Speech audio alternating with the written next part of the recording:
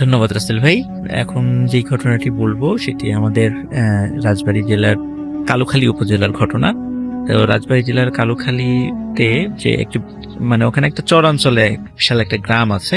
ওটার জায়গাটার নাম হচ্ছে হরিণবাড়িয়ার চর। ওটা পুরো রাজবাড়ী জেলার মানে পাশে যে পদ্মা নদী চলে গেছে। আর রাসেল ভাই আমাদের রাজবাড়ী জেলার যে ভৌতিক টিম ওরা অনেক কষ্ট করে ওই জায়গা থেকে ঘটনাটা কালেক্ট করে আর কি। এই জন্য ওদেরকে আন্তরিকভাবে আমার তরফ থেকে অনেক ধন্যবাদ আর কি।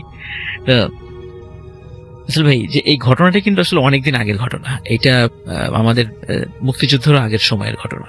তো এটা এখনো এই ঘটনাটি ওই এলাকায় বেশ মানে পরিচিত, অনেকের মুখে মুখে ঘটনাটি চলে আর কি। তো ওখানে ওই সময় একজন আহ, হুজুর ছিলেন।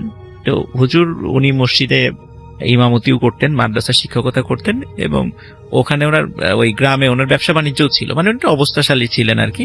তো উনি মাদ্রাসা শিক্ষকতা এবং ইমামতি বাবদ কোনো টাকা পয়সাও নিতেন না, এবং উনি খুব ন্যায় বিচার করতেন। গ্রামের যে বিভিন্ন বিচার সালিশ যেগুলো হতো আর কি, অত্যন্ত ন্যায় বিচার করতেন, এবং অনেকেই ওনাকে বিভিন্ন সালিশে নিয়ে যেতেন আর কি। তো অনেক সময় দেখা যেত যে উনি ওই সালিশ শেষ করে বাসায় যেতে যেতে অনেক রাতও হয়ে যেত। তো ওনার বাড়িটা ছিল যে মেইন রাস্তাটা, সেখান থেকে আবার নেমে প্রায় আধা কিলোমিটার মানে ধান ক্ষেত পার হয়ে তারপর ওনার বাসায় যেতে হয়। তো একদিন উনি রাসেল ভাই আসছিলেন, হঠাৎ করে রাতের বেলা দেখছেন বেশ দাড়ি টুপি এবং জোব্বা পরা 3-4 জন লোক ওনার পথ আগলে ধরলো।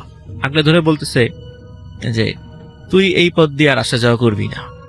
তো উনি তো রীতিমতো খুবই অবাক যে এইরকম দাড়িওয়ালা জুব্বা পরা লোক হঠাৎ করে তুই তুকারি বলে কথা শুরু করেছে। তো সে বেশ চমকে গেছে, তাদেরকে সে চেনেও না, কখনো দেখেও নেই। বলে যে এটা তো আমার বাড়িতে যাওয়ার পথ, তা আমি কেন এদিক দিয়ে যাবো না? বলে না, এদিক দিয়ে গেলে আমাদের অসুবিধা হয়, এদিক দিয়ে যাওয়া যাবে না। বলে তাহলে আমি যাবো কোন দিক দিয়ে? বলে যে এদিক দিয়ে যেতে পারবি না, এটা হলো কথা, কোন দিক দিয়ে যাবি আমরা জানি না। তো এক কথা দুই কথা বেশ কথা কাটাকাটি হয় তাদের সাথে। তখন বলে যে আমি এদিক দিয়েই যাবো, ওই হুজুর বলে আমি এদিক দিয়েই যাবো, তোরা যা পারিস করিস, আমার বাড়িতে যাওয়ার পর আমি তোদেরকে চিনি না, তোরা এই গ্রামেরও লোক না। তখন যাই হোক সে বাড়িতে চলে যায়, এবং বাসায় যাওয়ার পর তার স্ত্রীকে সব ঘটনা খুলে বলে। তখন স্ত্রী বলে যে হয়তো এটা অস্বাভাবিক কিছু, কিন্তু উনি বলে যে অস্বাভাবিক কিছু হলেও আল্লাহ তাআলা রহমত আমার উপর আছে, কোরআনের আয়াত পড়ে আমি ফু দেবো, কোনো সমস্যা নেই। রাসূল ভাই উনি যখন তারপরও প্রতিনিয়ত ওই পথ দিয়ে উনি বাড়িতে যাচ্ছিলেন, একদিন একটা বিচার শেষ করে সালিশ শেষ করে আসার পর প্রায় 2টো বেজে যায়। উনি আবার যখন রাস্তায় যাচ্ছিলেন হঠাৎ দেখলেন ঠিক ওই যে ওরকম জুব্বা পরা মানে শত শত লোক ওনার চারদিক থেকে ঘিরে ফেলেছে, ঘিরে ফেলে ওনাকে মেরেই ফেলবে এরকম একটা অবস্থা। তখন উনি দোয়া দুরুদ পড়তে থাকেন। যখন তারা খুব কাছে চলে এসেছে এমন একটা অবস্থায় হঠাৎ উনি দেখেন যে পূর্ব দিকের আকাশ থেকে মানে বিশাল আকৃতির একটা মানুষের মতো উড়ে উড়ে আসছে, এবং ওটা যখন ওর কাছে চলে আসে তখন ওই যে আশেপাশে রাসেল ভাই যত ওই লোকরা তাকে অ্যাটাক করতে এসেছিল দেখেন মুহূর্তের মধ্যে তারা হাওয়া হয়ে গেছে। এবং যখন হাওয়া হয়ে গেছে সব, এবং ওই জিনিসটাও আবার পূর্ব দিক থেকে এসেছিল, ঘুরে আবার পূর্ব দিকে চলে যায়, মনে হচ্ছে তাকে বাঁচানোর জন্যই সেটা এসেছিল। কিন্তু তার সাথে কোনো কথা বলে নাই, হুজুরের সাথে কোনো কথা বলে নাই। উনি বাসায় চলে যান, বাসায় যে ওনার স্ত্রীকে সব ঘটনা খুলে বলেন যে এই ঘটনা, পূর্ব দিক থেকে এরকম একটা জিনিস আসলো, আমি তো বুঝতে পারি নাই এটা কি, আমার সাথে কথাও বললো না, আমাকে বাঁচিয়ে চলে গেল। তো রাসেল ভাই তো উনি ওই দিন রাত্রে ঘুমিয়ে পড়েন। এর ঠিক 2 দিন পরে রাসেল ভাই উনি রাত্রেবেলা আর একটা সালিশ থেকে ফিরে আসার পথে উনি আর বাড়িতে ফেরেন নাই। সকালবেলা খুব হই হট্টগোল শোনা যায়। তো ওনার স্ত্রী মানে ওনার কাছে খবর আসে যে নদীর পাড়ে ওই হুজুরের ডেড বডি পড়ে আছে। রাসেল ভাই ওনার মানে ধর থেকে মাথাটা বিচ্ছিন্ন ছিল, শরীর থেকে হাত বিচ্ছিন্ন, এবং দুই পায়ের হাঁটু থেকে পা বিচ্ছিন্ন ছিল, এবং এটা বিক্ষিপ্ত আকারে ছড়িয়েছিল। তো ওনার মতো এরকম একজন ভালো লোকের মৃত্যুতে মানে সারা গ্রামে শোকের ছায়া নেমে আসে, এবং এত মর্মান্তিক একটা মৃত্যু এটা কেউ মেনে নিতে পারছিলেন না। এখন সবাই বলে যে হুজুর রাত বেলাতে একা একা ফেরে, তো মনে হয় তাকে জিনে মেরে ফেলেছে, এরকম একটা কথা। তার স্ত্রীও বলে যে হ্যাঁ এরকমের কিছু সমস্যা হচ্ছিল, হয়তোবা জিনে মেরে ফেলেছে, এরকম একটা কথা কি হয়। এখন তাকে তো রাসূল ভাই দাফন করতে হবে। সমস্যাটা যেটা সৃষ্টি হয়েছিল ভাই, ওই গ্রামে একটা কবরস্থান ছিল, ওই কবরস্থানে কবর দেওয়ার কিছু নিয়ম কানুন ছিল। সেই নিয়ম কানুন হচ্ছে যে যাকে কবর দেওয়া হবে তাকে নামাজি হতে হবে, এবং কোনো অপমৃত্যু যদি কারো হয় তাকে ওই কবরস্থানে কবরস্থ করা যাবে না, কেউ যদি সুইসাইড করে এই ধরনের। তো এই জন্য ওই কবরস্থানটা সবার কাছে খুব মানে নাম করা একটা কবরস্থান ছিল 10 গ্রামের মধ্যে। এখন রাসেল ভাই ওই গ্রামের 3 জন ব্যক্তি, খুব প্রভাবশালী ব্যক্তি, এনারা একটা ভেটো দিয়ে বসেন যে এই হুজুরের যেহেতু অপমৃত্যু হয়েছে, সুতরাং ওনার লাশটা এখানে দাফন করা যাবে না।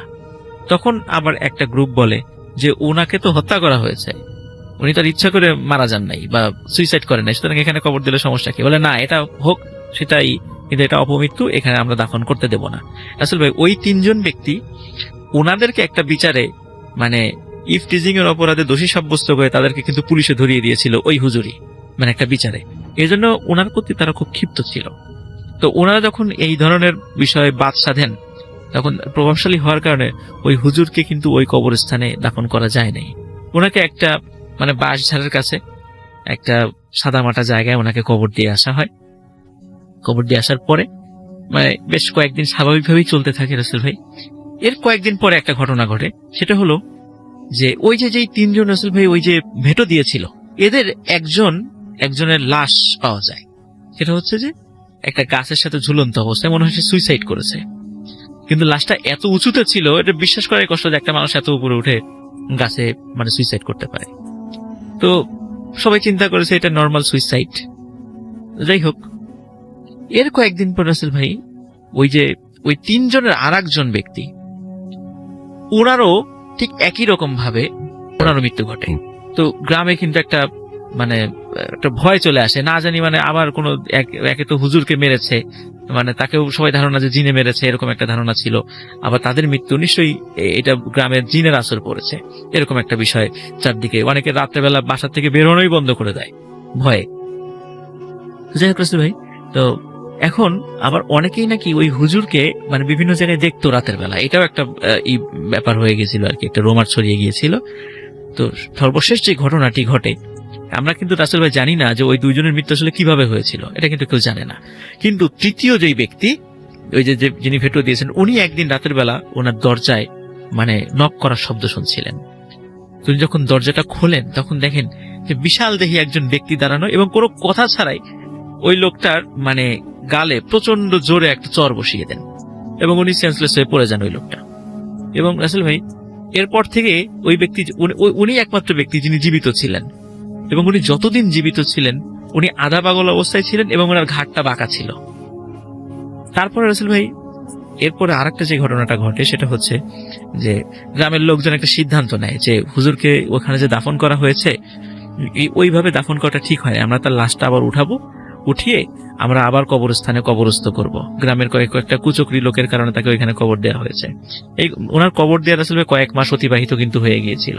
তখন সবাই সিদ্ধান্ত নেয় হ্যাঁ তাকে কবর থেকে তুলে আবার যথাযথ মর্যাদায় আবার তাকে অন্য জায়গায় সমাহিত করা হবে। সবাই রাসেল ভাই কবর খোঁড়ার জন্য রেডি। হঠাৎ করে দেখে পূর্ব দিক থেকে একটা লোক চিৎকার করতে করতে আসছে যে এই তোমরা দাঁড়াও, তোমরা কেউ ওই কবর খুঁড়বা না, ওটা আমি খুঁড়বো। তো সবাই অবাক হয়ে যায়, ওই লোককে কেউ কখনো দেখেও নাই, ওই গ্রামেরও সে লোক না। দেখে যে বিশাল লম্বা দাড়িওয়ালা মানে হুজুর মতো একজন লোক হাতে একটা কোদাল নিয়ে এসছে, এবং উনি গিয়ে কবর খোঁড়া শুরু করেছে। তো কবর খোঁড়া শুরু করে রাসেল ভাই দেখে যে এই যে যেমন 1-1.5 মাস হয়ে গেছে, ওই হুজুরের লাশটা কিন্তু একদম অবিকৃত ছিল, যদিও সেটা মানে বিচ্ছিন্ন ছিল তার দেহ থেকে, কিন্তু মানে শরীর কোনো অংশ পচে নাই, মনে হয় যে মাত্র তাকে দাফন করা হয়েছে, মানে একটু তার শরীরে পছন্দ ধরে নাই। যাই হোক, ওই যে যেই ব্যক্তিটা যিনি কবরটা খুললেন, উনি কবর থেকে লাশটা তুলে নিয়ে আসেন, এবং পরবর্তী যে নতুন করে যে কবরটা সেটা ওই ব্যক্তি উনি একাই খুঁড়েছিলেন।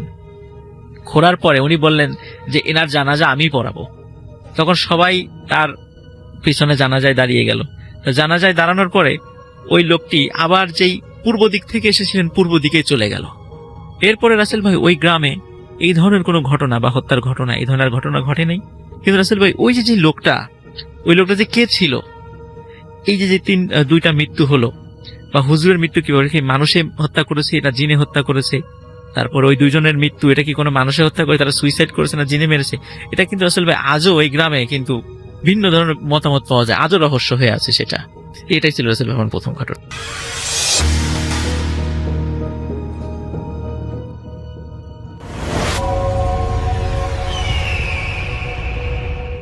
আসসালামু আলাইকুম লিসনার্স, সবাইকে আমন্ত্রণ জানাচ্ছি আমি ডক্টর আলিফ। আশা করছি আপনারা সবাই ভালো আছেন, সুস্থ আছেন। সবাই মনোযোগ সহকারে শুনবেন। আমি প্রতিদিনই রাতে ছাদে যাই, বেশ কিছুক্ষণ ছাদে থাকি। অনেক সময় মধ্যরাত পেরিয়ে ভোরের আগ পর্যন্ত থাকা হয়। আকাশ দেখা আমার নেশা। তো সেদিন রাতেও আমি ছাদে গিয়েছিলাম। সেদিন বলতে এটা ফেব্রুয়ারি মাসের কথা। ক্যালেন্ডারে তখন 21 তারিখ পড়ে গেছে। আশপাশে পুরো অন্ধকার, শুনশান নীরবতা, ঠিক যেমনটা সচরাচর থাকে আর কি। আর আমি ভাবুক মানুষ যেহেতু আমার ভাবনাগুলোর সবগুলোর পাতা তখন ছড়িয়ে ছিটিয়ে বিরাজ করছে। বহু হিসেব নিকেশ করছি। যতটুকু মনে পড়ছে, আমি শেষবার যখন সময় দেখি তখন রাত 2:20। শেষবার কেন বললাম সেটা একটু পরে বুঝতে পারবেন। আমার যে পোষা বিড়ালটা ছিল, সেই বিড়ালটা আমার সাথেই ছিল। আকাশ দেখতে দেখতে একটা সময় আকাশের একটা স্পেসিফিক পয়েন্টে আমার চোখ আটকে যায়। অনেকটা দক্ষিণ পশ্চিম আকাশের দিকে একটা তারা দেখলাম, বেশ উজ্জ্বল আর মিটমিট করছিল। স্বাভাবিকভাবেই আমার সকল মনোযোগ ওই দিকে চলে যায়। কিছুটা সময় পেরোতেই খেয়াল করলাম ওটা বেশ আনস্টেবল, খুবই কাঁপছে। একবার মনে করলাম হেলিকপ্টার হবে হয়তো। অনেক সময় দূর থেকে আমাদের দৃষ্টি বরাবর যদি হেলিকপ্টার আসতে থাকে তখন অনেকটা এমনই দেখায়। মনে হচ্ছে দূরে একটা আগুনের মতো বল বা বিন্দু টাইপের কিছু একটা, একটু বড় সরই, সেটা মিটমিট করে জ্বলতে জ্বলতে সামনের দিকে এগিয়ে আসছে। আর সে সময় আমি যে মোবাইলটা বের করে ছবি বা ভিডিও করব সেটার সুযোগ পাইনি। আসলে ওই সিচুয়েশনটা ভিডিও করার মতো অবস্থায় আমার মাথায় আসেনি। আমার কেমন যেন মনে হচ্ছিল আমি বোধহয় পাথর হয়ে গেছি। তো এই আলোটার দিকে চোখ রাখতে রাখতেই চোখের পলকেই যেন ওটা একটা বিস্ফোরকের মতো আমার উপর এসে পড়ল। আমার চারিপাশে যেন ছড়িয়ে গেল পুরো উজ্জ্বল আলো দিয়ে। আমি তখন চোখে জাস্ট দেখলাম শুধু সাদা আর সাদা, একবারে ধবধবে সাদা। এরপরে এই শরীরটা কেমন নিস্তেজ হয়ে আসলো মনে হচ্ছে। আমি কতদিন কতকাল ঘুমাই না, এখন ঘুম পাচ্ছে, ভীষণ ঘুম পাচ্ছে আমার। শরীরটা নেতিয়ে পড়ল, আমিও সম্ভবত তখন ঘুমিয়ে পড়লাম। কি যাবে না? চলো, আরে চলো, জলদি চলো, জলদি করো, তাড়াতাড়ি করতে হবে, আসো আমার সাথে। এই কথাগুলো শুনে আমার হুঁশ ফেরে। চোখ খুলে দেখি আমি রাস্তায়। আমার এলাকায় একটা সুপরিচিত মাঠ আছে। সেখানে আমার জন্মের পর আমি দেখে আসছি সেখানে ঈদের জামাত হয়। সেই মাঠের এক কোণে আমি দাঁড়িয়েছিলাম। আশেপাশে তাকিয়ে তৎক্ষণাৎ ভালোভাবে চিনতে পারছিলাম না। আমার বুক তখন ধরফর করছিল, মনে হচ্ছে হৃৎপিণ্ডটা লাফাতে লাফাতে বেরিয়ে পড়বে। এত বেশি ধরফর করছে, অতিরিক্ত জোরে হার্টবিট হওয়ার কারণেই আমার মনে হলো আমি হয়তো এভাবেই মারা যাব। আর সাথে এক ধরনের দম বন্ধ হয়ে যাওয়ার মতো লাগছিল। ছটফট করতে করতে ডানে বামে ভালো করে তাকালাম কি হচ্ছে তা বোঝার জন্য। খেয়াল করলাম আমি ওই মাঠের পাশে এমন একটা জায়গায় দাঁড়ানো যেখানে চারটা দিক হতেই রাস্তা মিলিত হচ্ছে। মানে বলা যায় চৌরাস্তার অনেকটা মাঝখানে আমি। আশেপাশে যতদূর দেখতে পাচ্ছি কোনো মানুষ নেই। অদ্ভুত ব্যাপার, রাস্তায় কোনো আলোর বালাই নেই। এই ধরনের আলোর শূন্যতা আমি আমার জীবনে এর আগে কখনো দেখিনি। এই চৌরাস্তার কথা আমি আপনাদেরকে জানিয়েছিলাম আমার ৮ম ঘটনাটাতে, যেদিন আমি এক অদ্ভুত প্রাণী বা প্রাণী জাতীয় কিছু একটা এন্টিটির ধাওয়া খেয়েছিলাম। সেদিন ওই চৌরাস্তাটা পার হবার পরেই এই এন্টিটিটা আমাকে ফলো করা বন্ধ করে দিয়েছিল। এরপর আমি মসজিদের দিকে অগ্রসর হয়েছিলাম। এইটাই ওই চৌরাস্তা, কিন্তু আজকে পুরো জায়গাটা একেবারে অন্যরকম মনে হচ্ছে। এর এক পাশের খোলা ময়দানটা ঠিকই দেখছি, কিন্তু বাকি 3 দিকের যে বিল্ডিংগুলো ছিল, কত ধরনের প্রতিষ্ঠান, রেস্টুরেন্ট, কত কিছু ছিল, কিন্তু ওগুলোর কোনো অস্তিত্ব দেখতে পাচ্ছি না। আর চারদিকের রাস্তাগুলো বেশ আমার প্রশস্ত মনে হচ্ছিল, কিন্তু এমনটা হবার কথা না। বর্তমান রূপের সাথে বেশ খানিকটা তফাৎ দেখতে পাচ্ছি, কিন্তু ওইটা ওই সেম লোকেশন, তাতে কোনো সন্দেহ নেই। দেখে মনে হচ্ছে যেন আজ থেকে 20-30 বছর আগের রাস্তা। কারণ অনেক ছোটবেলায় যখন আম্মুর সাথে আমি ওই দিকটা আসতাম, তখন পরিবেশের সাথে কিছুটা মনে হচ্ছে মিল পাচ্ছি। তো যাই হোক, কিছুক্ষণ পর বুঝতে পারলাম অন্ধকারটা চোখে শুয়ে গেছে। এখন আশপাশের অনেক কিছুই আগের থেকে বেশ পরিষ্কার দেখতে পাচ্ছি। আপনারা কখনো ভরা পূর্ণিমা রাতে আলোহীন পথে হেঁটেছেন? রাত হওয়া সত্ত্বেও যখন চারপাশে যেমন পরিষ্কার দেখা যায়, আমিও ঠিক এমনটাই ফিল করছিলাম। যদিও আকাশে তখন কোনো পূর্ণিমার চাঁদ দেখিনি। 4 রাস্তার মাঝখান থেকে পূর্ব দিকে আগাতে শুরু করি। আর কেমন যেন এরপর আমার মনে হলো যে আমার এখন যে করেই হোক বাসায় যেতে হবে। যে করেই হোক আমি বাসায় যাব। বাসায় যেতে পারলেই সব ঠিক হয়ে যাবে। এইভাবে আমি হাঁটার গতি বাড়াতে থাকি। আশ্চর্যের বিষয় হলো, আমি তখন আমার পুরনো বাসার পথে এগুচ্ছিলাম। আমি বর্তমানে যেখানে থাকি সেটার কথা সে সময় আমার চেতনাতেই ছিল না। খুব তাড়াহুড়া করে সেই পুরনো বাসার রোডটা খুঁজে বের করি। চৌরাস্তা থেকে 5 মিনিট হাঁটলে যেখানে খুব সহজেই আমাদের আগের বাসার রোডে ঢোকা যায়, কিন্তু আমি যতবারই সেই রোডে ঢুকতে নিচ্ছি ততবারই রাস্তা হারিয়ে ফেলছি। তাই আরেক পথ দিয়ে ঘুরে গিয়ে বাসায় রোডে ঢুকি। রোডটা দেখা মাত্রই আমি আমার শৈশবে ফিরে যাই। এই জায়গাগুলোতে কত দৌড়েছি, খেলেছি। সন্ধ্যার পর ইলেকট্রিসিটি চলে যাওয়ার পর চোর পুলিশ খেলতাম। একদম নস্টালজিক হয়ে যাচ্ছিলাম। তার মধ্যে রাস্তায় কোনো আলো নেই। আশেপাশের বাড়িগুলো সেই ছোটবেলার মতোই লাগছে। কোনো বাসা থেকে আলো আসছিল না। বোধহয় আগের দিনগুলোর মতো লোডশেডিং চলছে। রোডের ঠিক মাঝখানে রয়েছে 4 গলির মোড়, আর সেই মোড়ের এক কর্নারে আমাদের বাসাটা ছিল। খুব স্বস্তি লাগছিল বাসাটা খুঁজে পেয়ে। আমি আর দেরি না করে বাসার গেট দিয়ে সিঁড়ি দিয়ে উঠে পড়লাম। সিঁড়িও অন্ধকার। কোনো ফ্ল্যাট থেকে কোনো ধরনের শব্দ আসছে না। শুধু নিচতলা থেকে উপরে ওঠার সময় আর চোখে খেয়াল করলাম গ্যারেজের ভেতরে একটুখানি আলো আসছে, হারিকেনের আলো। সেখানে আমাদের বাসার কেয়ারটেকার থাকতেন। হয়তো ওনার হারিকেনের আলোই হবে। কিন্তু এই 23 সালে এসে কেন হারিকেন ব্যবহার করবেন সেটা তখন আমার মাথায় আসেনি। আমি আর অপেক্ষা করলাম না, সোজা 4র্থ তলায় চলে আসলাম আমাদের ফ্ল্যাটের দরজার সামনে। দরজায় ভীষণ জোরে জোরে থাপ্পড় দিলাম, কিন্তু কেউ খুলল না। তখন মনে কোথা থেকে যেন আবার ভয় চলে আসলো। আম্মুকে ডাকলাম, চিৎকার করে ডাকলাম, আম্মা, আম্মা আসো, গেটটা খোলো। এই বলে যখন আবার দরজায় থাপ্পড় দেবার জন্য হাত ফেলবো, ঠিক ওই মুহূর্তে পেছন থেকে কে যেন আমার বাম হাত টেনে ধরল। আমি বেশ খানিকটা পিছিয়ে গেলাম, আর তখন এই ফ্ল্যাটের দরজাও আস্তে করে খুলে গেল। কিন্তু আমি আর রুমে ঢুকতে পারলাম না। আমাকে কে যেন টেনে হিচড়ে 4 তলার সিঁড়ি থেকে নিচে নামাচ্ছে। আমিও হচ্চকিত হয়ে নিচে নামছি। মনে হচ্ছে লাফিয়ে লাফিয়ে নামছি। এক একটা লম্বা সিঁড়ি যেন এক কদমে বা সর্বোচ্চ 2 কদমে শেষ করছি। এভাবে আমাকে টেনে বাসার মেইন গেট হয়ে বাসার নিচে এনে ফেলল। কে আমাকে এভাবেই টেনে নিয়ে আসলো আমি জানি না। আমি তখন পুরোপুরি নার্ভাস। আমার সাথে এসো, এই বলে আমার হাত ধরে ঠিক বাসার গা ঘেঁষে পেছনের গলি ধরে নিয়ে যাচ্ছে। আমিও অসহায়ের মতো যাচ্ছি, যেন ছোট কোনো শিশুকে তার মা বাবা হাতে ধরে নিয়ে যায় ঠিক সেভাবে।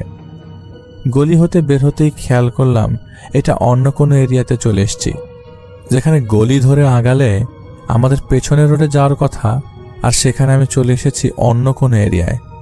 এখানকার রাস্তাঘাট চিনতে বেশ সমস্যা হচ্ছিল। প্রচুর অলিগলি, ঘিঞ্জি ঘিঞ্জি বাসা বাড়ি। এক গলি হতে বের হয়ে আরেকবার ডানে, আবার এভাবে শুধু যাচ্ছি আর যাচ্ছি। কোথায় যাচ্ছি, কেন যাচ্ছি, আর কে নিয়ে যাচ্ছে আমি জানি না। আসলে আমি এখনো জানি না ওইটা ঠিক কোন এরিয়া ছিল। তো একটা সময় বেশ খানিকটা রাস্তা পেরিয়ে সম্ভবত কোনো গাড়ি বা সিএনজির গ্যারেজ বা ওয়ার্কশপের মতো একটা জায়গায় ঢুকলাম। বেশ ভালোই বড় জায়গার মধ্যে ওয়ার্কশপটা, তবে সেটা খোলা আকাশের নিচে ছিল। এখনকার মতো আধুনিকতার কোনো চিহ্ন ছিল না। তো ওইটার মধ্য দিয়ে আবারও হেঁটে একেবারে শেষের দিকে একটা সরু চিপা গলি দিয়ে ঢুকলাম। এরপর বুঝলাম সেখান থেকে বেরিয়ে পড়েছি। আর সামনে দেখলাম একটা ভাঙাচোরা বিল্ডিং।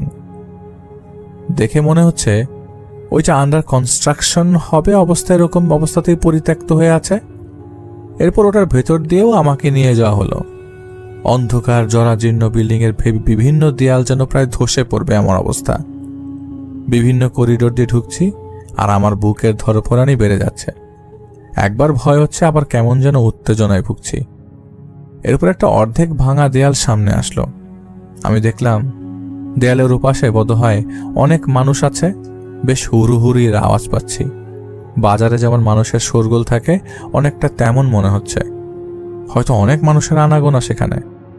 মনে আশার সঞ্চার হলো। ভয় তখন অনেকটাই কেটে গেল। ভাঙা দেয়াল পেরিয়ে বাইরে বেরিয়ে হয়ে আমি হয়ে গেলাম। হতভম্বের মতো আমি দাঁড়িয়ে রইলাম।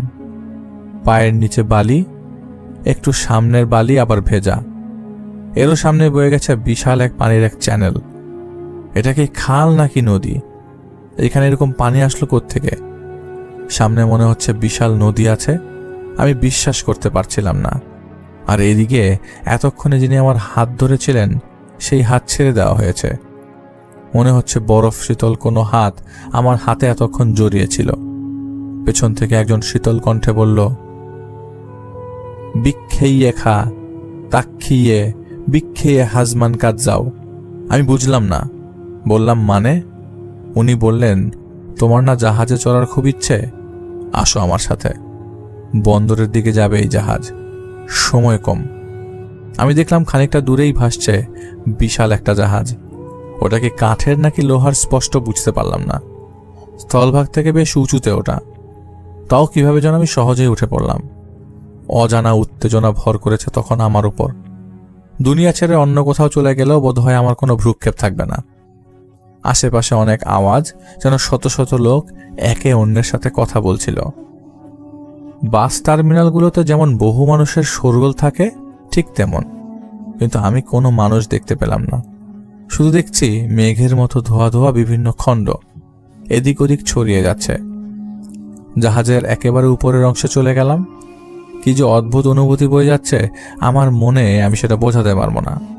আমি কোনোদিন নদী পথে কোথাও যাইনি, লঞ্চ কিংবা জাহাজ কিছুতেই উঠিনি। আমার খুব ইচ্ছা ছিল লঞ্চে ওঠার। আজ সেই ইচ্ছা পূরণ হলো। কানে তালা লাগার মতো বিকট একটা আওয়াজ করলো জাহাজটা। এরপর চলা শুরু করলো। কি যে শীতল বাতাস, ভাষাতীত সেই অনুভূতি। কিন্তু জাহাজ যে এত দ্রুত চলে আমার জানা ছিল না। খুব তাড়াতাড়ি জাহাজটা ওই বিশাল চ্যানেল থেকে বের হয়ে গেল, আর সাথে সাথে এই চোখের পলকেই মনে হলো বিশাল সমুদ্রে চলে আসলো। ভয় আর এক্সাইটমেন্ট সব যেন একই সাথে আমার মধ্যে চলছে সেই সময়। আকাশটা কেমন যেন মনে হচ্ছে কিছু দিয়ে ঢেকে আছে। ওগুলো মেঘ না, ঠিক কুয়াশাও না, কেমন যেন ঝাপসা। কিন্তু আকাশের ওই পাশে মনে হচ্ছে কিছু আছে, আলোর মতো কিছুটা মনে হচ্ছে। ধরেন জেলির মতো কিছু দিয়ে আকাশটাকে ঢেকে রাখা হয়, আর ওই পাশের আলোটা কিছুটা জেলির মাঝে হালকা হালকা থেকে ঘন হয়ে আলো বেরোবার চেষ্টা করছে। কিন্তু একটা সময় ভীষণ হাওয়া শুরু হয়ে গেল। ওদিকে বুলেট গতিতে এই সুবিশাল সমুদ্রে আমাদের জাহাজটা এগোতে লাগলো। ঢেউগুলো মনে হচ্ছে ক্রমশই বাড়তে শুরু করেছে। প্রচুর বাতাস। আমি রীতিমতো জমে যাচ্ছি। এরপরে এমন এক দৃশ্য দেখি যা আমার আজীবন মনে থাকবে। আপনারা বিশ্বাস করবেন কিনা জানি না, এত সুন্দর আকাশ আমি আমার জীবনে কখনোই দেখিনি, আর দেখব কিনা তাও জানি না। আমি অ্যাস্ট্রোনমি নিয়ে কাজ করি। দেশের বিভিন্ন প্রান্তের রাতের আকাশ আমি দেখেছি, খালি চোখে কিংবা টেলিস্কোপে। বাইনত এরকম আকাশ আমি দেখতে পারিনি। মনে হচ্ছে আকাশ গঙ্গার এক বাহু আমার উপর ধসে পড়ছে। নক্ষত্রের মেলায় যেন আমি হারাতে বসেছি। প্রত্যেকটা নক্ষত্র যেন গিলে খাবে এমন লাগছে। আর এর মধ্যে সবথেকে অমায়িক দৃশ্যটা আমার চোখে পড়ে এরপর। তলোয়ারের মতো তীক্ষ্ণ মহান স্রষ্টার আরেক সৃষ্টি আমায় বিমোহিত করে দেয়। এত তীক্ষ্ণ সরু কিন্তু একদম স্পষ্ট চাঁদ আমার এর আগে দেখার সৌভাগ্য হয়নি।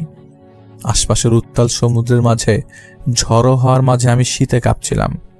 বারবার মনে হচ্ছে এই তো পড়ে যাব, এই তো ছিটকে যাব। মাথার উপর লক্ষ কোটি নক্ষত্র ছায়াপথের রেখাংশের উজ্জ্বলতায় চোখ ঝলসে দেবার উপক্রম। তারপর আবার অপরূপ সুন্দর চাঁদ, নতুন চাঁদ যাকে বলে, সবেমাত্র জন্ম হয়েছে বোধহয়। একেই বুঝি বলে ভয়ঙ্কর সুন্দর। আমি আসলে কোনো শব্দ দিয়ে এই অনুভূতি আপনাদের কাছে বোঝাতে পারবো না, আর আসলে বোঝাতে চাইও না। আল্লাহ তাআলার সৃষ্টির জগৎ কতটা সমৃদ্ধ আর সৌন্দর্যে পরিপূর্ণ সত্যিকার অর্থে বোঝার ক্ষমতা আমাদের নেই।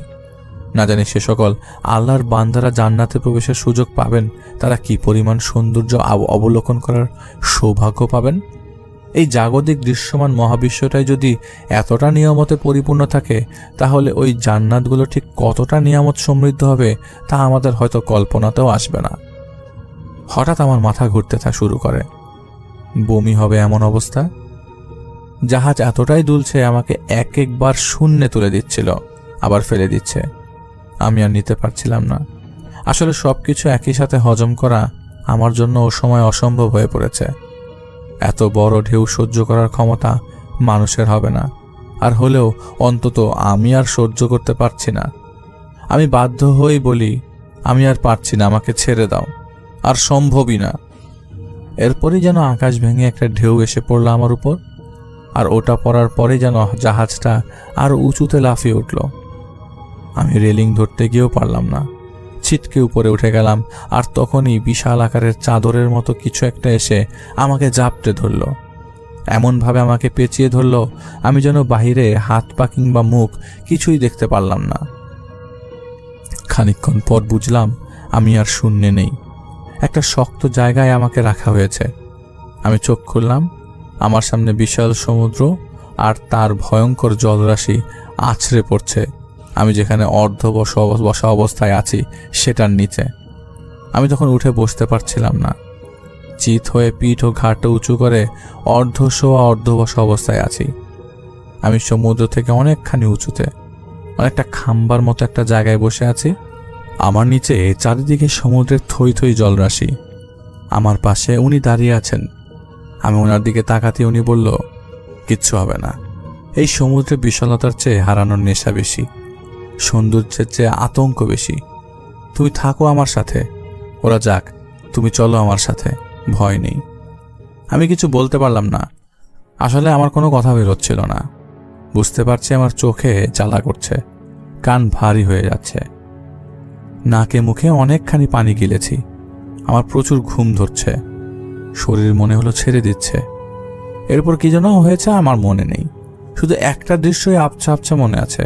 আমি যেন আকাশ থেকে পানির মধ্যে পড়ছি, কিন্তু পড়ছি আর পড়ছি, এর আর কোনো শেষ হচ্ছে না। পাখির কিচিরমিচির শব্দে আমার ঘুম ভাঙে। আমি আমার বিছানায় কিছুক্ষণ থম ধরে শুয়েছিলাম। হঠাৎ সব মনে হতেই ধরফর করে বিছানা থেকে উঠে পড়ি। রুম তখনও অন্ধকার। জানালা দিয়ে বাইরে দেখলাম ভোরের নীল আভা কিছুটা ছড়িয়েছে। ফজরের আজান বোধহয় হয়ে গেছে, তবুও কয়টা বাজে সেটা দেখার জন্য মোবাইলটা খুঁজলাম, কিন্তু পুরো রুমে কোথাও মোবাইল ফোনটা খুঁজে পেলাম না। সাথে সাথে মনে হলো ছাদের কথা, আমার বিড়ালটার কথা। আমার বিড়ালটা কোথায়? আর দেরি করলাম না, ছাদে উঠে দেখি আমার মোবাইলটা সেখানে পড়ে আছে, তবে অক্ষত অবস্থায় আছে। 5টার মতো বাজে তখন, কিন্তু আমার বিড়ালটাকে সেখানে আর দেখলাম না। আমি জানি না কি লিখছি, আদৌ আপনাদের কিছু বুঝাতে পারছে কিনা, তবে এখন পর্যন্ত এটাই আমার সবথেকে ভয়ঙ্কর সুন্দর ভ্রমণ ছিল। আরেকটা মজার বিষয় আমি পরদিন আবিষ্কার করি, সম্ভবত আমিই প্রথম ব্যক্তি যে সেদিন রাতে শাবান মাসের প্রথম বা নিউ মুন অবজার্ভ করেছি। যদিও সেটা বুঝিনি ওটা শাবানের চাঁদ। আমি শতভাগ শিওর না, তবে হতে পারে আমিই প্রথম কোনো মনুষ্য ব্যক্তিত্ব যে সেদিনকার শাবানের প্রথম চাঁদ দেখার সুযোগ পেয়েছি। কারণ তার পরের দিনই স্বনামধন্য এক আন্তর্জাতিক মহাকাশ সংস্থার পোর্টালে নিউ মুনের ছবি প্রকাশ করে। ছবির মেটাডেটা অ্যানালাইসিসও করেছি আমি। সেটার অবস্থান, সময় ও তারিখ বিবেচনা করলে আমার দেখা চাঁদের প্রায় 4 ঘন্টা পরে ছবিটা তোলা হয়েছিল। যদিও আমি জানি না যখন আমি সমুদ্র ছিলাম তখন কয়টা বাজে বা সেটা কোন সময়ে, তবে ওই যে আমি শুরুতে বলেছিলাম শেষবার মোবাইলের সময় যখন দেখেছিলাম তখন 2:20 বাজে, সেই সময় প্রায় 4 ঘন্টা পেরোনোর পর ওই ছবিটা তোলা হয়েছিল। আমি সরাসরি নাম বলবো না সংস্থাটির, আর সেই ছবিটা পৃথিবী থেকে তোলা হয়নি, বরং স্পেস থেকে তোলা হয়েছে।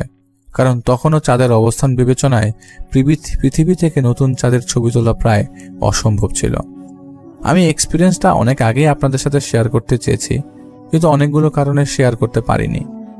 আজ অনেক ঝামেলা করে যতটুকু জানানো যাবে ততটুকু সহজভাবে জানানোর চেষ্টা করেছি। বাকিটা আপনাদের উপর, কে বুঝেছেন বা কিভাবে নেবেন সেটা জানি না। তবে জীবনের এত কিছু ঘটে যাওয়ার বিষয়গুলো সবসময় সবাইকে সবখানে বলা যায় না।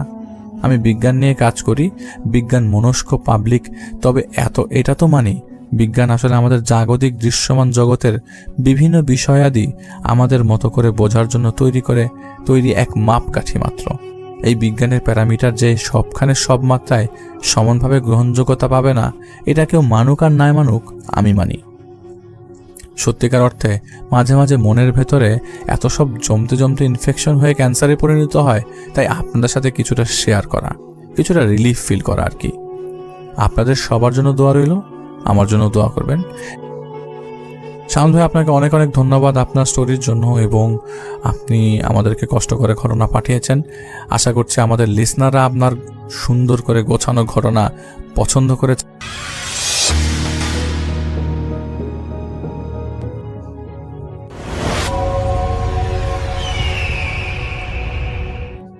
আসসালামু আলাইকুম, আপনাদের সবাইকে সাদর আমন্ত্রণ জানাচ্ছি। আমি আহমেদ বাবু। কেমন আছেন আপনারা? আশা করি সবাই ভালো আছেন। আমি আল্লাহর রহমতে ভালো আছি, আলহামদুলিল্লাহ। এই ঘটনাটি রকিবুল তার ক্লাসমেট অ্যারনের কাছ থেকে কালেক্ট করেছে, এবং অ্যারন তার নেইবারহুডের দুই বন্ধু, তার ছোটবেলার দুই বন্ধু বিল অ্যান্ড পল, এই দুটা নামই সে ছদ্মনাম ব্যবহার করেছে। যাই হোক, বিল আর পলের একটি ঘটনা, জীবনের একটা এক্সপিরিয়েন্স শেয়ার করেছে রকিবুলের কাছে। আর রকিবুল আমাকে রিকোয়েস্ট করেছে আমি যেন আমার মতো করে ঘটনাটা শেয়ার করি আপনাদের কাছে। বিল পল তারা দুজনেই খুব দুরন্ত ছিল, এবং তারা ভৌতিক ব্যাপারে খুব আগ্রহী ছিল। মানে ছোটবেলা থেকেই বিভিন্ন রকমের মানে ভৌতিক ঘটনা শুনতে পছন্দ করতে, এবং যেসব জায়গায় রেপুটেডলি কোনো রকমের ব্যাপার স্যাপার ঘটতো, তারা যখন টিনেজ তখন তারা সেখানে চলে যেত। এবং তাদের পুরোপুরি একটা পুরোদস্তর একটা কি বলে ঘোস্ট হান্টিং টিমের মতো ছিল, এবং এই টিমের সদস্য শুধু এই দুইজন, বিল আর পল। ওদের একটা টেন্ট ছিল, ছোট টিনেজ বয়স থেকে টেন্ট ছিল, এবং আরো নানা রকম জিনিসপত্র নিয়ে তারা বিভিন্ন জায়গায় যেত।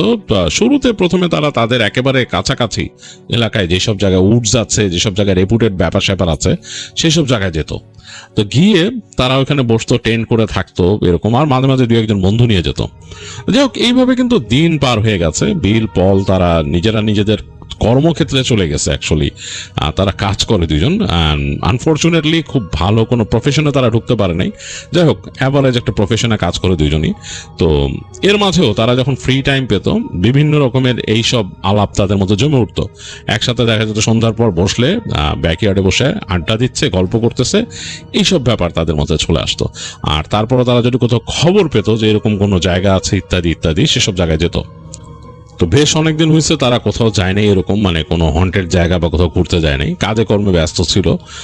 দেখা যেত যে কাজ করে এসে উইকেন্ডে শুধু একটু দেখা সাক্ষাৎ হইতো, আড্ডা দিত, এতটুকুই। তো ওই সময় সামার চলতেছে। বিলের বাসার ব্যাকইয়ার্ডে বসছে এসে বিল অ্যান্ড পল দুজনে। তো গল্প গুজব করতেছে, বিভিন্ন গল্প হচ্ছে দুজনের, এবং তারা ওই দিন ডিসাইড করে যে অনেক রাত পর্যন্ত আড্ডা দিবে। তো এই সময় তাদের ফ্রেন্ড এসে যোগ দেয় স্টিফেন, এবং স্টিফেন আসার পর তাদের আড্ডা আরও জমে ওঠে। স্টিফেন বিভিন্ন গল্পের পরে বলে যে মানে তোমরা কি রিসেন্টলি কোনো হন্টেড জায়গায় গেছো নাকি? তো বলে যে না, হন্টেড জায়গায় যায়নি, বিকজ অনেক লোকেশন আছে যেগুলোর নাম শুনছি, বাট বিভিন্ন রকম কারণেই যাওয়া হয়নি। হ্যাঁ, এবং এক একটার পিছনে তারা কারণ বলতে থাকে, এইটা এই কারণে হন্টেড, এইটা এরকম। তো এই কনভারসেশনই অনেকক্ষণ ধরে চলে তাদের। তো এর মধ্যে স্টিফেন বলে আমি তোমাদেরকে একটা লোকেশনের কথা বলতে পারি, প্রবাবলি তোমরা এটা শুনছো, বাট তোমরা হয়তো যাও নাই। আমি শিওর, আমি র্যাম শিওর তোমরা যাও নাই, কারণ তোমরা যদি ওখানে যেতা ওখানকার কথা কিছু বলতা। তো ওখানকার কথা তো কিছু বলতেছো না তোমরা, ওইটা নামই নাও না, তো দ্যাটস মিন তোমরা যাও নাই। তো তখন বিল বলে যে কোথাকার কথা বলতেছো? বলে যে এখান থেকে প্রায় 150 কিলোমিটার দূরে। তখন পল বলতেছে ওকে, আই গট ইট, তুমি এই অমুক জায়গার কথা বলতেছো, ওইটা তো আসলে রেপুটেড জায়গা। আমি আর বিল প্ল্যান করছিলাম আগে একবার যাওয়ার, বাট আসলে আমরা দুজনে কেউই সময় করতে পারি নাই, কেন জানি আমাদের মানে ব্যাটে বলে মিলে নাই ওখানে যাওয়াটা, এই কারণে হয় নাই। বাট যাওয়া যায়, এটা যাওয়া উচিত আমাদের। তুমি যাবা নাকি আমাদের সাথে? স্টিফেনকে জিজ্ঞেস করে। স্টিফেন বলে যে no no no no, I am not into it, আমি এটার প্রতি আগ্রহী না। তোমরা যদি যাও কখনো যেও, এবং আমাকে জানাও কি হয়েছিল বা ওখানে কি দেখছো না দেখছো, তোমাদের কাছে গল্প শুনতে বেশি ভালো লাগবে। তো বিল তখন বলে যে পল, আসলে আমাদের প্ল্যান করা উচিত যাওয়ার, মানে যেহেতু মিসিং, আমরা তো যাই নাই, আর এটা রেপুটেড। তখন স্টিফেন তাদের বলে you know what, I think you guys should definitely go there. তোমাদের অবশ্যই যাওয়া উচিত এখানে, যেহেতু তোমরা এই ঘোস্ট হান্টিং করো, এত সুন্দর একটা জায়গা বা মানে এত রেপুটেড একটা জায়গা তোমরা মিস করবা, এটা হয় না। তো তখন বিল আর পল দুজনেই বলে যে ওকে, লেটস হিয়ার ইট, তুমি বলো যে এখানে কি কি ঘটে বা তুমি কি জানো এটা সম্বন্ধে। তো তখন বলে আমি যা জানি হয়তো তোমরাও জানো, মেবি তোমরাও শুনছো ওই জায়গা সম্পর্কে, অবশ্যই শুনছো যেহেতু তোমাদের খুবই কিউরিয়াসিটি এটার উপরে। বাট আমি যতটুকু পড়ছি, আমি বিভিন্ন নিউজে পড়ছি বা বিভিন্ন মানুষের কাছে শুনছি, ওই জায়গাটা প্রায় 100 বছর আগে ওখানে একটা খনিতে দুর্ঘটনা ঘটছিল, প্রায় 300-রও বেশি মানুষ মারা যায়। আর এই খনির মানুষরা যখন ওখানে কাজ করতো তখন তারা অনেক উদ্ভট উদ্ভট জিনিস দেখতো। এই জায়গাটা একটা ফরেস্টের মধ্যে, মানে একটা জঙ্গলের মধ্যে, এবং ওইখানে মানুষ যারা খনিতে কাজ করতো তারাও উদ্ভট উদ্ভট শব্দ শুনতো, উদ্ভট উদ্ভট কথা শুনতো, আর অনেক কিছু দেখতো ফরেস্টের মধ্যে। তো তখন থেকেই এটা কিন্তু হন্টেড ছিল, এবং পরবর্তীতে দুর্ঘটনা হওয়ার পরে যখন এটাকে সিল করে দেয় তারপর থেকে আরো বেশি হয়। এবং ওইখানকার যাওয়ার পাশে যে রাস্তার মধ্যেও মানুষ মানে অনেক উল্টাপাল্টা জিনিস দেখে। তো এই হলো ওই জায়গার ঘটনা। তো তোমরা যাও, যে দেখো। তখন এই বিল পল বলে যে চলো না তুমি আমাদের সাথে, বলে যে নো নো, আমি আগেই বলছি আমি যাব না, I am not into it, but আমি তোমাদের কাছ থেকে ঘটনা শুনতে পছন্দ করব। তো যাই হোক, বিল আর পল তখন নাকি একদিন সময় করে যে তারা যাবে, এবং তারা এক রেডি হয়ে একদিন বের হয়ে যায় তাদের সাথে টেন্ট এবং সবকিছু নিয়ে তাদের ট্রাকে করে রওনা দেয়। তো বেশ ভালোই লাগে ড্রাইভটা, পুরো যাচ্ছে ওখানকার তাদের এলাকা থেকে বের হয়ে যখন গেছে, তা ওখান একটা জায়গায় যে পুরো কান্ট্রি সাইড পড়ছে, কান্ট্রি সাইডের পাশ দিয়ে চালায় গেছে। তো যখন পৌঁছাইলো ওই জায়গাটাতে, এইটা একটা বিশাল খোলা জায়গা, এখানে একটা ঘোড়া রেঞ্চ দেখলো তারা, যে ওখানে ঘোড়া চড়তেছে, এবং তার পাশ থেকে তারা তাদের ট্রাক রেখে ওখানে নামলো জিনিসপত্র নিয়ে, এবং হেঁটে হেঁটে যাচ্ছে রাস্তা দিয়ে, কোন একটা রাস্তা, পায়ে চলা পথ। হাতের বাঁদিকে বেশ খানিকটা ঘেঁষো জমি, তারপর ঝোপঝাড়, তার পাশে গাছগাছালি শুরু হয়ে গেছে, মানে মোটামুটি একটা উডসের মতো ওই জায়গাটায়। এবং দেখে বোঝা যাচ্ছে যে উডসটা আরো ডেন্সড হয়েছে, মানে আরো ঘন হয়েছে ওইদিকে। আর ডান দিকে খানিকটা ঘেঁষো জমি, তারপরে ওই যে ঘোড়ার একটা রেঞ্চের মতো তারা পার হয়ে আসছে, তারপর দেখতেছে আরো ঝোপঝাড় ওদিকে, দূরে একটা লেকের মতো। এবং হাঁটতে হাঁটতে তারা এক জায়গায় এসে দেখলো যে হ্যাঁ, ওই জায়গায় সেই ফলকটা, নাম ফলকটা যেখানে লেখা আছে ওই জায়গার সম্বন্ধে। আমি এখানে নামটা বললাম না, আমরা অদ্ভুতরীতে কোনো জায়গার স্পেসিফিক নাম উল্লেখ করি না। যাই হোক, সেখানে লেখা আছে ওখানকার সেই পুরা ব্যাপারটা, যে কোথায় কি ঘটছে, এখানে কি কি হয়েছিল, একটা মানে আর কি স্মরণে, মানে যেখানে এখানে যারা প্রাণ গেছে তাদের স্মরণে একটা নাম ফলক আছে। তো যাই হোক, ওইটা দেখে বিল পল হাঁটতেছে, এবং তারা তাকায় দেখতেছে আকাশ বেশ গ্লুমি ওই দিন, মানে আকাশ বেশ মেঘলা। আর বাট ওয়েদারটা মোটামুটি একটা ভালোই টেম্পারেচার, ভালোই লাগতেছে। এখনো জ্যাকেট পরতে হচ্ছে হালকা, এই তখনও কিন্তু মানে সামার, এর মধ্যেই কিন্তু হালকা সামার জ্যাকেট পরে হাঁটতে হইতেছে দুজনের। আর পিঠে দুজনের তাবু আরো জিনিসপত্র নিয়ে আসছে, ক্যামেরা এগুলো নিয়ে তারা ভিডিও করবে।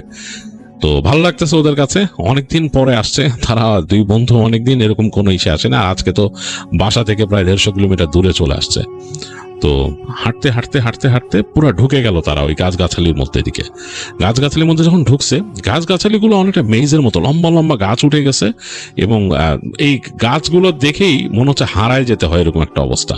মানে অনেকটা ফাঁকা ফাঁকা গাছ এরকম, মানে মেইজ যেরকম হয় অনেকটা গোলক ধাঁধার মতো এরকম। তো যাই হোক, হাঁটতেছে এবং হাঁটতে হাঁটতে দূরে চলে আসছে তারা, অনেক সামনে পাখির ডাক শোনা যাচ্ছে। পাখির ডাকগুলো খুব অন্যরকম ভাবে যায়, মনে হয় যে পাখি ডাক দিয়ে ঘুরে চলে গেল, অনেকটা সাউন্ডের মতো লাগে। তো এইটা তাদের কাছে একটু অবাক লাগলো যে পাখির ডাকগুলো এরকম করে আসতেছে কেন, চারপাশে মানে ঘুরে যায় পাখির ডাকটা এরকম। তো যাই হোক, দুইজনে মিলে হেঁটে এসে একটা জায়গা পেলো, যে এই জায়গায় ইচ্ছা করলে এখানে তাঁবু করা যায়, টেন্ট ফেলা যায়। তো দুই বন্ধু মিলে ওখানে টেন্ট ফেললো। তখন কিন্তু অলরেডি দুপুর পার হয়ে গেছে, মানে বিকালের দিক হয়ে গেছে। তো দুই বন্ধু মিলে ওখানে টেন্ট ফেললো, তাদের জিনিসপত্র ব্যাগ ট্যাগগুলো রাখলো ভিতরে। তো তারপর চিন্তা করলো যে একটু ঘুরে আসি, তাঁবুর জিপারটা নামাই দিয়ে দুইজনে হাঁটতে বেরোলো সামনে। মনে করলো যে এই যে গাছগাছালির মধ্যে দিয়ে যাই, আবার ফিরে আসবো এখানে। তো ওদের হাতের মধ্যে চক আছে, চক দিয়ে দাগ দিয়ে যাচ্ছে যাতে ভুল না হয়, মানে আবার দিক হারায় না ফেলে, কারণ এটা তো মোটামুটি তাদের কাছে পুরাই অপরিচিত জায়গা। তো চক দিয়ে দাগ দিয়ে দিয়ে দুইজন হাঁটতেছে, এবং যত ডিপের দিকে যাচ্ছে মনে হচ্ছে ওই পোকার ডাকটা বেড়ে যাচ্ছে, একটা পোকা ডাকতেছে, সেই পোকার ডাকটা বেড়ে যাচ্ছে, আর ওই পাখির ডাকগুলো হঠাৎ ঘুরে ঘুরে আসতেছে। তো এক জায়গায় যে হঠাৎ করে ফিল হয়েছে, এটা পলের কাছে ফিল হয়েছে, মনে হয়েছে যে ওই পাশে বাতাসের মতো কিছু একটা ছুটে গেছে। তো পল মানে বিলকে বলতেছে যে মনে হয়েছে যে এরকম যে কেউ যদি দৌড়ায় যায় তার পাশ থেকে, মানে খুব ফাস্ট রান করে যায় সেরকম, কিন্তু গাছের মধ্যে থেকে কে রান করে যাবে, আর কাউকে দেখে নাই। মনে হচ্ছে শুধু যে ওই যে মাটিতে যে পাতাগুলো জমা ছিল কিছু পাতা এরকম মনে হচ্ছে শ্বাস করে সরে গেল, মানে অ্যাজ ইফ খুব দ্রুত যদি কেউ ব্লোয়ার দিয়ে বাতাস মারে যেভাবে করে কিছু পাতা উড়ে যাবে সেরকম। আর মনে হলো যে সে একটা ফোর্স ফিল করছে, যেমন আমাদের পায়ে দিয়ে কেউ দৌড়ায় গেলে কিন্তু আমরা বাতাসের একটা কেটে যাওয়া ফিল করি। এটা কিন্তু এমন না যে বাতাস চলে গেলে যেরকম সেরকম না, কেউ যদি দৌড়ায় যায় তখন যে বাতাসটা ফিল করি অনেকটা সেরকম ফিল করছে। তো এটা ফিল করার পর কিন্তু বলতেছে যে পল যে জিনিসটা কিন্তু একটু অন্যরকম, মানে মনে হয় না যে স্বাভাবিক কিছু। তো বিল বলল যে এটা তো রেপুটেড জায়গা, হোয়াট ক্যান উই ডু, আমরা তো জানি, তা আসো আমরা আর একটু হাঁটি, এদিক দিয়ে হেঁটে হেঁটে তারপর ব্যাক করি। তো দুজনে মিলে আরো খানিকটা হাঁটলো, তো এর মধ্যে আর কিছু দেখে না, ওই যে পোকার শব্দটা আরো বেশি বেড়ে গেছে আর আলো কমে যাচ্ছে, কারণ আকাশ তো এমনিতেই গ্রুমি ছিল, মানে পুরো মেঘলা, মানে লেয়ারে লেয়ারে মেঘ জমছে এরকম। তো সুতরাং সূর্য কিন্তু দেখা যাচ্ছিল না এই কারণে, বাট ওই মেঘের উপরের যে সূর্যের আলোটা সেটাও কিন্তু কমে গেছে, কারণ অলরেডি বিকাল হয়ে যাচ্ছে এরকম। আর গাছগাছালির মধ্যে তারা আছে, পুরো জঙ্গলের মধ্যে, মানে গাছগুলা ফাঁকা ফাঁকা, তারপরও কিন্তু আলো খুব কম ঢোকা শুরু করছে, মানে অলরেডি আলো পড়ে যাচ্ছে এরকম। আর ওই যে পোকার শব্দটা মনে হচ্ছে ওইটার সাথে সাথে বেড়ে যাচ্ছে, কেমন জানি cat cat cat cat cat cat cat cat cat ডাকতেছে পোকাটা। তো এই পোকাটার নাম আসলে ওরা কেউই জানে না, বিল পল ওরা কেউই জানে না, বাট এই পোকার ডাক তারা অনেক উডসে গিয়ে শুনছে। উডসে অনেক রকম পোকা থাকে এবং কিছু কিছু পোকা থাকে খুবই ভয়ের, যেগুলোর কামড়ে বিভিন্ন রকম অসুখ হয়। তো এই যে তারা এই ব্যাপারে একটু কেয়ারফুল চিন্তা ভাবনা করতেছে, এর জন্য পাতা টাতার মধ্যে দিয়ে হাঁটতেছে না, একটু যেসব জায়গাতে শুকনা দেখছে সেসব জায়গাতে হেঁটে যাচ্ছে। যাই হোক, তো হেঁটে হেঁটে সামনে যাচ্ছে, তো এক সময় চিন্তা করলো যে না, দেখতেছে যে দূরের যে গাছগাছালির ওখান দিয়ে মানে এই কুয়াশার মতো বেরিয়েছে, এগুলা জঙ্গলের মধ্যে বের হয় এরকম রাতের, মানে টেম্পারেচারের কারণে এক ধরনের ফর্ম করে, একটা মিস্ট ফর্ম করে, একটা কুয়াশার মতো। দেখতেছে যে ওই পাশ থেকে সেই কুয়াশা এসে এসে আস্তে আস্তে এদিকে ভেসে আসতেছে। তো বুঝলো যে বেলা পড়ে গেছে, সূর্যের আলো নাই প্রায়, সুতরাং টেম্পারেচারে একটা বড় পরিবর্তন ঘটবে। তো ওরা আস্তে আস্তে চিন্তা করলো না আর সামনে যাবে না, ফিরে চলা শুরু করলো। তো ফিরে যখন আসতেছে তারা, হঠাৎ করে মনে হলো তখন কিন্তু অনেকটাই অন্ধকার হয়ে গেছে ওই জায়গায়, তাদের যে সাথে ফ্ল্যাশ লাইট আছে ওইটা জ্বালাইতে হইতেছে, মানে এই অন্ধকারের মানে পা ফেলার জন্য, কারণ মাটি দেখা যাচ্ছে না, কোথায় পাতা জমে আছে, কোথায় এরকম মানে ধূসর কালারের মাটিটা দেখা যাচ্ছে না। আর ওইখানে ভাইপার আছে, অ্যাডার ভাইপার, ওইটা কিন্তু কয়েল করে থাকে, হঠাৎ করে পা পড়লে কিন্তু সমস্যা আছে, মানে কামড় দিয়ে দিবে। তো সুতরাং এই তারা ফ্ল্যাশ লাইট মেরে মেরে যাচ্ছে এর মধ্যে। তো আর অন্ধকারটাও মনে হচ্ছে খুব দ্রুত ঘনায় আসতেছে, আর তাদের পাশ থেকেও মনে হচ্ছে যে আস্তে আস্তে ওই যে কুয়াশা মিস্ট ছেয়ে যাচ্ছে। এর মাঝে হঠাৎ করে ঘোড়ার ডাক শুনলো, দুজনে শুনছে, বিল পল দুজনে শুনছে ঘোড়ার ডাক। বলে গাছগাছালির মধ্যে ঘোড়া কোত্থেকে আসবে, এবং ঘোড়ার মানে মানে দুই পায়ের শব্দ, যে ঘোড়া ছুটে চলে যায় সেই শব্দ, মানে শুনতেছে কুরের শব্দ চলে যাচ্ছে। তো খুব অবাক হলো যে কিরে ঘোড়া আসছে কোথায়, মনের মধ্যে জঙ্গলের মধ্যে, ওইখানে তো র্যাঞ্চ মোটামুটি বেশ দূরে, ওইখান থেকে ঘোড়া এই গাছগাছালির মধ্যে কোত্থেকে আসবে, এখানে তো ঘোড়া আসার কথা না। একেবারে মনে হলো তাদের একদম কাছ থেকে চলে গেল ঘোড়া দৌড়ে, পুরা শব্দ শুনলো তারা, মানে পুরা দৌড়াইতে দৌড়াইতে চলে গেল ঘোড়া, এবং একটা ঘোড়া, মানে নট মেনি হর্সেস, একটা ঘোড়া চলে গেছে। তো দুজনে একটু অবাক হলো, গাছগাছের মধ্যে দিয়ে ঘোড়া কোথা থেকে গেল। এর মাঝে কিন্তু পুরাপুরি অন্ধকার হয়ে গেছে, তারা চলে আসছে তাদের ইসের কাছে, টেন্টের কাছে। ওই যে গাছের মধ্যেই আলো মারতে মারতে ওইটা আরো ভৌতিক লাগতেছিল, কারণ তারা যখন আলো মারতেছে গাছের মধ্যে, যেখানে তারা ওই যে চক দিয়ে দাগ দিছে সাদা, ওই জায়গাগুলো এরকম দেখা যাচ্ছে এরকম। তো দেখতে দেখতে যখন নাকি তাদের টেন্টটা দেখছে, টেন্টের কাছে চলে আসবে, হঠাৎ করে বিল চেপে ধরলো পলের হাত, এরকম ঠাস করে চেপে ধরলো, চেপে একটা মানে এরকম হাত দিয়ে এরকম চাপ দিল তাকে, ওরা দাঁড়াইতে। তো দাঁড়াইলো, দাঁড়ানোর পরে সে বলতেছে ওই গাছটা দেখছিস, সে বলকে বলতেছে যে গাছটা দেখছিস, বলে হ্যাঁ কি, আমার কাছে কেন জানি মনে হচ্ছে ওই গাছের ওই পাশ থেকে কেউ মাথা বের করছিল, মানে উকি দেয় না মানুষ লুকায় এরকম, মানে আমি স্পষ্ট দেখছি মনে হচ্ছে একটা চুল-আলা মাথা, মানে এরকম চুল মানে কি, মানে অনেকটা যেমন গরিলা থাকে, গরিলার মতো একটা মাথা অনেকটা, ওদিক থেকে উকি দিছিল এরকম করে। আমার কাছে কেন জানি মনে হয় যে আমি চোখের অংশ দেখছি হলুদ। তো তখন তাকে পল ফিসফিস করে বলতেছে কোন গাছটা, তো বিল দেখাইতেছে যে ওই গাছটা, মানে সে আলো দিয়ে নিচে দেখাচ্ছে। তো বলতেছে যে গাছটা তো অনেক মোটা, এখান থেকে যদি দুইজন একসাথে এই পাশ থেকে আলো মারি আমরা কিছুই দেখতে পারবো না। এক কাজ করি, আমি একটু এই সাইডে চলে যাই, তুই ওই পাশে চলে যাও, তারপর দুই পাশ থেকে দুইজন সামনে যে আলো মারবো, যদি ওখানে কিছু থাকে তাহলে তো দেখতেই পারবো আমরা, আর যদি কিছু না থাকে আমি শিওর যে ওখানে কিছু নাই, লিভিং কোনো ক্রিচার ওইখানে নাই। হ্যাঁ, আমার কাছে মনে হচ্ছে যেটা সুপার ন্যাচারাল। তারপর আমরা দেখতে পারি একটু দূরে যে ওই পাশ থেকে আলো মারি, তাহলে দুই পাশ থেকে আলো পড়লে বুঝতে পারবো কিছু আছে কিনা। তো বিল বললো যে ওকে। তো পল আর বিল দুজনে করলো কি, একটু ডিস্টেন্স তৈরি করে ফেললো, দুই পাশে সরে গেল, সরে গিয়ে তারা ওই পাশ থেকে যে গাছটার ওখানে আলো মারলো, লাইট মারলো। তো দুই পাশ থেকে আলো মারার পরও কিন্তু কিচ্ছু দেখা যাচ্ছে না ওই পাশে। মানে মনে হচ্ছে কেউ যদি লুকায় থাকতো, কেউ লুকায় থাকলে কিন্তু মানুষের মানে মানুষ বা কোনো কিছু লুকায় থাকলে কিন্তু মানে একটা অংশ ভিজিবল হইতো, বা লাইট দুই পাশ থেকে পড়ে বোঝা যেত, বা ছায়া পড়তো, সেটার কিছুই পড়ে নাই।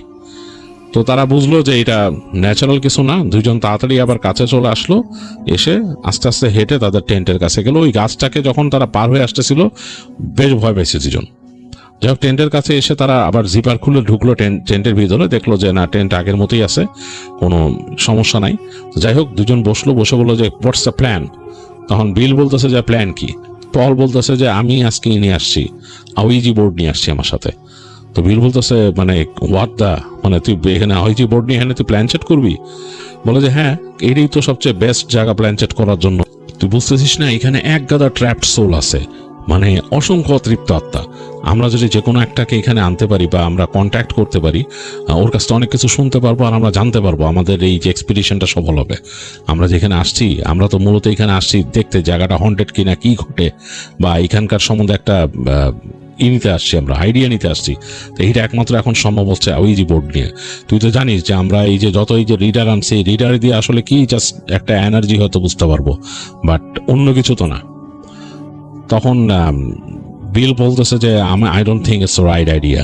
বিল বলতেছে আমার মনে হয় না এটা রাইট আইডিয়া, কাজ আমরা কি না কি নিয়ে আসবো পরে। আর একটা সমস্যা, তুই জানিস যে এরকম প্ল্যান সেট করতে যায় কিন্তু অনেক রকম সমস্যা হয়, এবং সেই সমস্যা থেকে কিন্তু মানুষ প্রবলেমে পড়ে, মানুষের বিভিন্ন প্রবলেম হয়।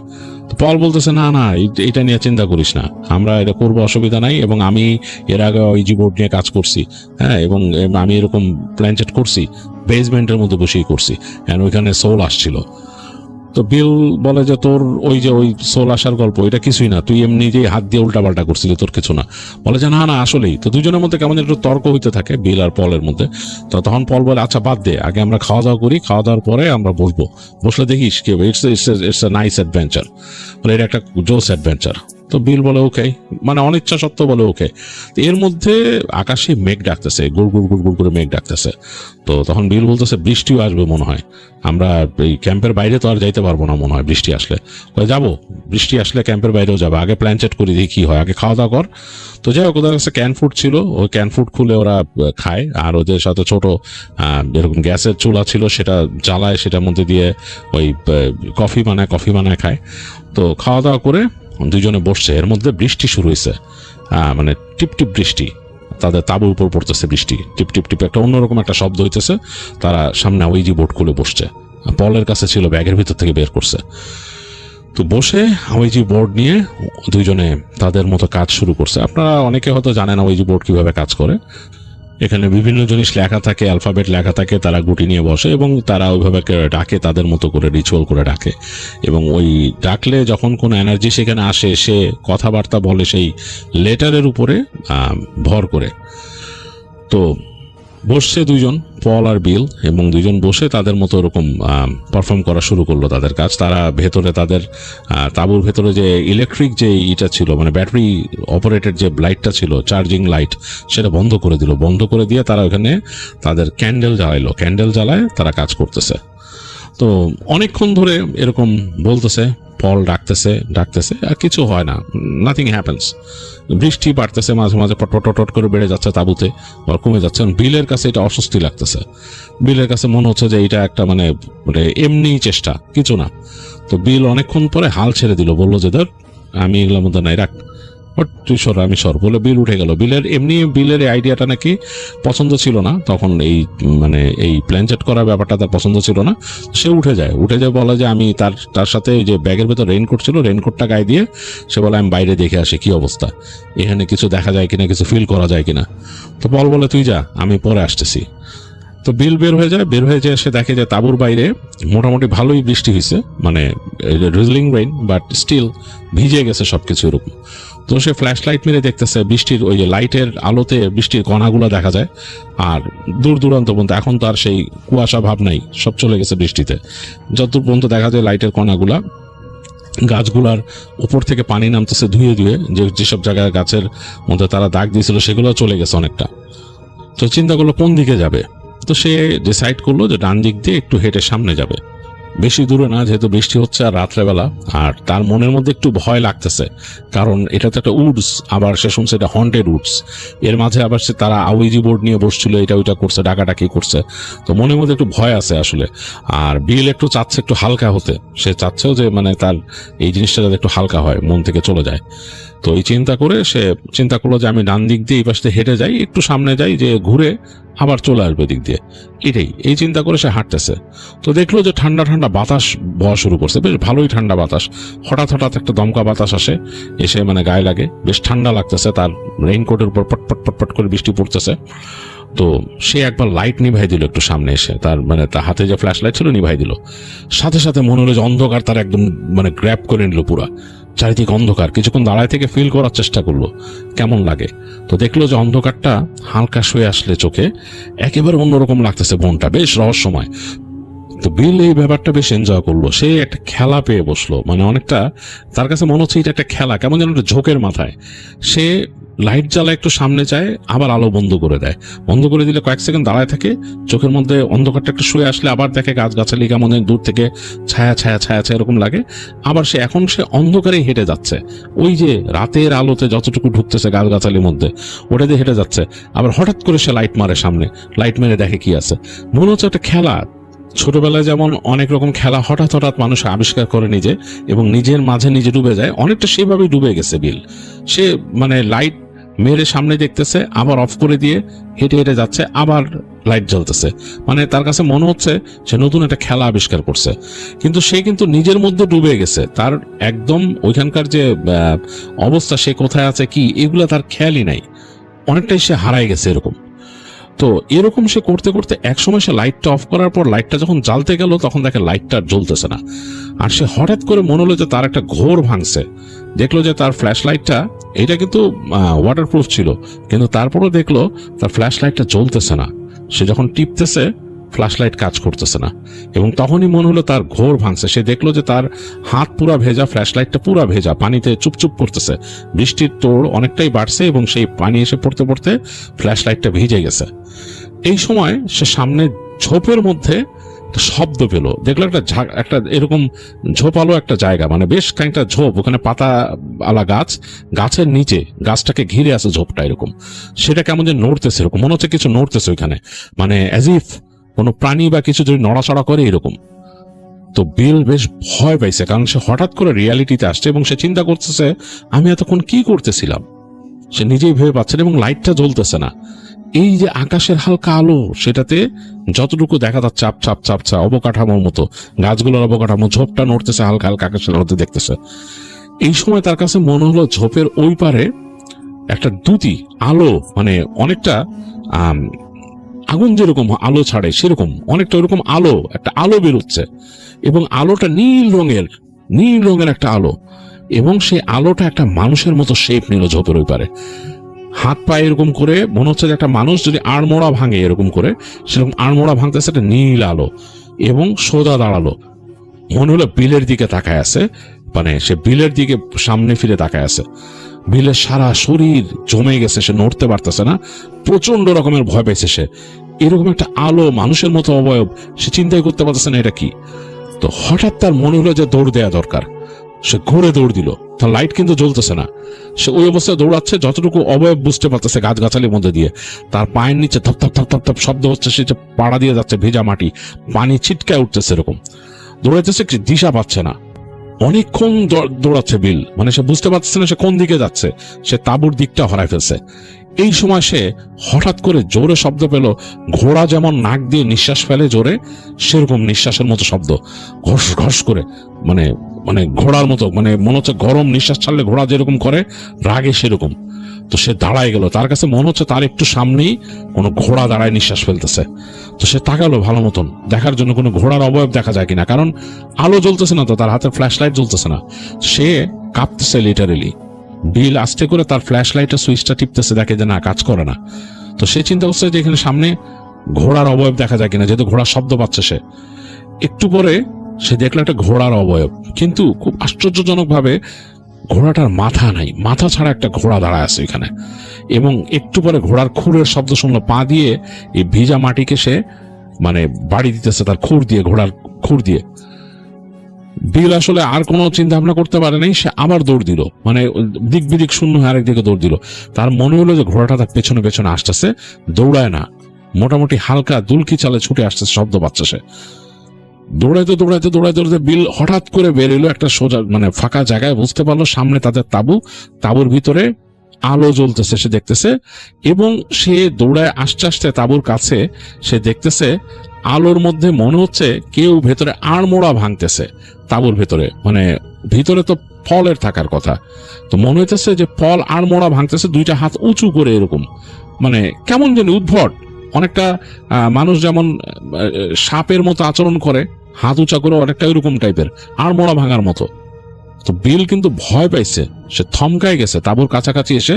তারপর সে ঢুকলো, ঢোকার আগে একটা শব্দ পেলো, কেমন জানি গলার ভিতরে থেকে কেউ শব্দ করতেছে, মানে গলা দিয়ে কথা বলতে পারলে চেষ্টা করলে কণ্ঠ যখন বের হয় না এরকম মনে হচ্ছে কেমন গ গ করতেছে এরকম। সে তাঁবুর ফ্ল্যাপটা সরায় সে মাথাটা ঢুকাইলো, ঢুকায় দেখতেছে তারা তাঁবুটা করছিল একটা গাছের পেছনে আর কি, গাছের সাথে লাগায়। তো ও তাদের যে তাঁবুর পেছনের দিকের যে অংশটা সেটা ওই গাছের সাথে লাগানো ছিল। তো ওই পাশেই কিন্তু পলের বেড ছিল। তো সে দেখতেছে পল ওখানে বসে আছে গাছের ওই ইসের সাথে, গাছের সাথে হেলান দিয়ে আর কি, আর তার হাতের মধ্যে ওইজি বোর্ডটা এরকম ধরা, সেরকম করে কাঁপতেছে। তার চোখের মনি উল্টায় গেছে, মানে উপর দিকে চলে গেছে মনিটা, আর মুখটা হাঁ হয়ে গেছে, মুখের দিক থেকে তার কষা বেয়ে তার লালা গড়াচ্ছে এরকম, আর সে গলার ভেতর থেকে সাউন্ড করতেছে কেমন জানি, তার মানে ঘাড় হাত পা এরকম করে মোছানোর চেষ্টা করতেছে সে।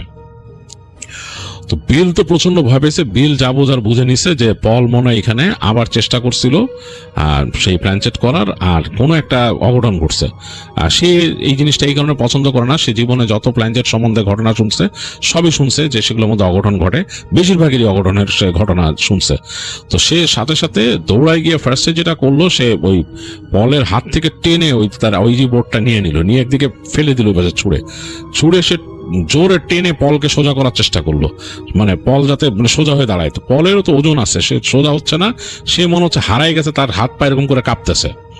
তো বিল তাড়াতাড়ি তাকে কোনো মতে এরকম গ্র্যাব করলো, নিয়ে চিন্তা করলো এখান থেকে বেরোইতে হবে, মানে এইখানে থাকলে সমস্যা আছে।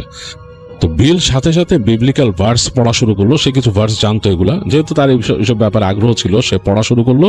আর সে এক হাত দিয়ে পলকে এরকম ধরলো, তো পল তার হাতের মধ্যে মোছড়ামুছড়ি করতেছে, মানে ছুটে যাওয়ার জন্য কেমন জানি করতেছে। তো সে পলকে তারপরও ছাড়লো না, কোনো মতে টেনে সরায় সে হাত দিয়ে।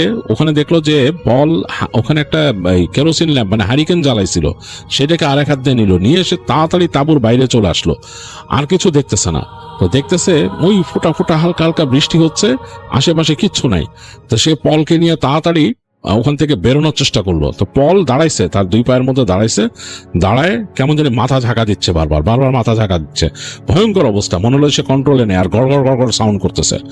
তো বিলের অনেক ভয় লাগতেছিল, পলকেই ভয় লাগতেছিল, সে চিন্তা করতেছিল পল পজেস হয়ে গেছে মনে হয়, কিন্তু সে তো তার একেবারে ক্লোজ ফ্রেন্ড, ছোটবেলার ক্লোজ ফ্রেন্ড, সে তাকে ছেড়ে যেতে পারে না এখানে। তার শুধু ভয় লাগতেছিল যে তার সাথেই উল্টা সিধা না শুরু করে পল। তো সে বিবলিক্যাল সেই ভার্সগুলো পড়তেছে আর তাকে নিয়ে মানে চলার চেষ্টা করতেছে। মাঝে মাঝে পল থেমে যেতেছে, থেমে মনে হচ্ছে তাকে ধাক্কা দিয়ে সরাই দিবে, মানে কেমন জানি করতেছে, মানে গড় গড় গড় গড় করতেছে। তো বিল বুঝতেছে যে পলকে মানে ভালো মতনই সে পজেস করার চেষ্টা করতেছে, হয়তো পলের ভেতরে যে তার নিজস্ব যে ইটা আছে, মানসিকতা বা জিনিসের নিজের যে সেন্সটা আছে, ওইটা হয়তো সম্পূর্ণ টেক ওভার করতে দিতেছে না। এটা হয় সে শুনছে, বিল শুনছে অনেক সময়, অনেক সময় নাকি এটা মানে ওরা সম্পন্ন করতে পারে না, যারা পজেস করে তারা সেই মানুষটার নিজস্ব যে সেন্স থাকে সেটার সাথে পরাজিত হয়ে যায়। তো সে বুঝতে পারছে পলেরও সেন্সটা অনেক স্ট্রং, সে পলকে টেক ওভার করতে পারতেছে না। তো সে আরো জোরে জোরে বিবলিক্যাল ভার্স পড়া শুরু করছে আর মানে চলা শুরু করলো। তো ভয় পাইতেছে মারাত্মক, কারণ এই অন্ধকারের মধ্যে হালকা হালকা বৃষ্টি পড়তেছে, হারিকেনটা বারবার বাড়ি খাচ্ছে, কোন সময় তার হাত থেকে হ্যারিকেন ল্যাম্প ছুটে চলে যায় একদিকে এরকম। আর পল তো এদিক দিয়ে মানে বাধা দিতেছে না, কিন্তু সে চলতেছেও না, এরকম এরকম ঘর ঘর করে চলতেছে। আর অন্য কিছু তো আনতে পারেনি তাবুত থেকে এখানে তারা। বিলের ইচ্ছা হলো সে কোনো মতে তার ট্রাকে যাবে, ট্রাকের কাছে যাবে। তো সে এরকম যাচ্ছে, মানে ওই মাটির রাস্তায় চলে আসলো এক সময়, যে চিকন মাটির রাস্তা, এবং পল দেখা গেলো যে আরেকটু কোঅপারেট করতেছে তার সাথে, তখন পা ফেলতেছে, সে নিজেকে নিজে চেষ্টা করতেছে, নিজের মাথায় নিজে এরকম বাড়ি দিতেছে, কিল দিতেছে এরকম। তো সে বিল কিন্তু তার এই ভার্স পড়া থামায় নেই, সে যাচ্ছে। এই সময় তার কাছে মনে হলো তাদের যে ওই পাশ থেকে উডসের ভেতর দিয়ে ঘোড়া চলা শব্দ, মনে হয় ঘোড়া আসতেছে। তো সে মানে ভয় পেয়েছে, অনেক ভয় পেয়েছে, সে বুঝতে পারছে এই ঘোড়াটা কোনো বাজে জিনিস। যাক, কোনো মতে সে ওখানে চলতে চলতে তাদের সেই ট্রাকটা দেখছে, তো দৌড়ায় ট্রাকের কাছে চলে আসছে, কোনো মতে টানতে টানতে পলকে। পলও তখন পা ফেলছে দ্রুত। বিল তখন স্পষ্ট বুঝতে পারছে যে পল ফাইট ব্যাক করতেছে, মানে পলের যে সেন্স আর বডি টেক ওভার করতে দিতেছে না, যেটাই তাকে পজেস করার চেষ্টা করতেছে। তো বিল তাড়াতাড়ি কোনো মতে পকেট থেকে চাবি হাতড়ে বের করে সে যে ট্রাক খুললো, খুলে ধাক্কা দিয়ে পলকে ভিতরে ঢুকাই দিয়ে পল এরকম সিটের মধ্যে কাত হয়ে পড়ছে। সে তাড়াতাড়ি তার হারিকেনটা নিভায় ট্রাকে উঠে বসছে, হারিকেনটা নিভাই দিছে, সে নিভাই দিয়ে সে ট্রাকে উঠে বসছে। উঠে সে ইগনিশন দিল এবং দেখা গেল যে ট্রাক একবারেই স্টার্ট হয়ে গেছে। হেডলাইটটা জ্বালাই দিল, দূরে দেখা যাচ্ছে বৃষ্টির কণা এরকম, এবং সে বুঝতে পারছে যে জায়গাটা খুব একটা সুবিধার না। এবং পল দেখা গেছে যে তখন কেমন জানি করতেছে, মোচড়াইতেছে পাশে বসে। তো বিল তখনও তার ওই ভার্স পড়া থামায় নেই, সে সামনে বাড়া শুরু করলো ট্রাক নিয়ে। এবং ট্রাক নিয়ে সে যখন সামনে বাড়তেছে, বেশ খানিকটা চলে আসছে ওই সামনের যে রাস্তাটাতে উঠবে, তখন দেখা গেলো যে পল অনেকটা মানে মাছের মতো মোচড় খাচ্ছে এরকম পাশে, মনে হচ্ছে যে মানে তার শরীরে যে কি হচ্ছে, সে মাছের মতো মোচড়াইতেছে।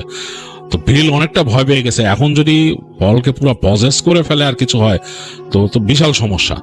তো বিল আরো জোরে জোরে, মানে তার যত জোর আছে বুকের ভেতর থেকে, সে মানে আরো সাউন্ড করে করে এই ভার্স পড়তে পড়তে ট্রাক নিয়ে রাস্তায় উঠে গেল। রাস্তায় উঠে সে যখন নাকি মোটামুটি বেশ ভালো একটা স্পিড গেইন করছে, এই সময় দেখলো যে পল এরকম ঝাঁকাইতে ঝাঁকাইতে এক সময় মানে স্থির হয়ে ওখানে শুয়ে আছে। তো সে ভয় পাইছে পলের স্থির হওয়া থেকে দেখে, যে পল কি হইলো আবার। তাড়াতাড়ি সে তার দেখলো, মানে হাতের এখানে ধরলো, ধরে দেখলো যে হ্যাঁ তার পালস চলতেছে। তো চিন্তা করলো যে পলকে আমার আগে একটা হসপিটালে নিয়ে যেতে হবে। তো বিল দ্রুত ড্রাইভ করে সে তাদের মানে ওই পুরা ওই অঞ্চলটা পার হলো, যে পল ঘুমাচ্ছে, মনে হচ্ছে ঘুমাইতেছে সে।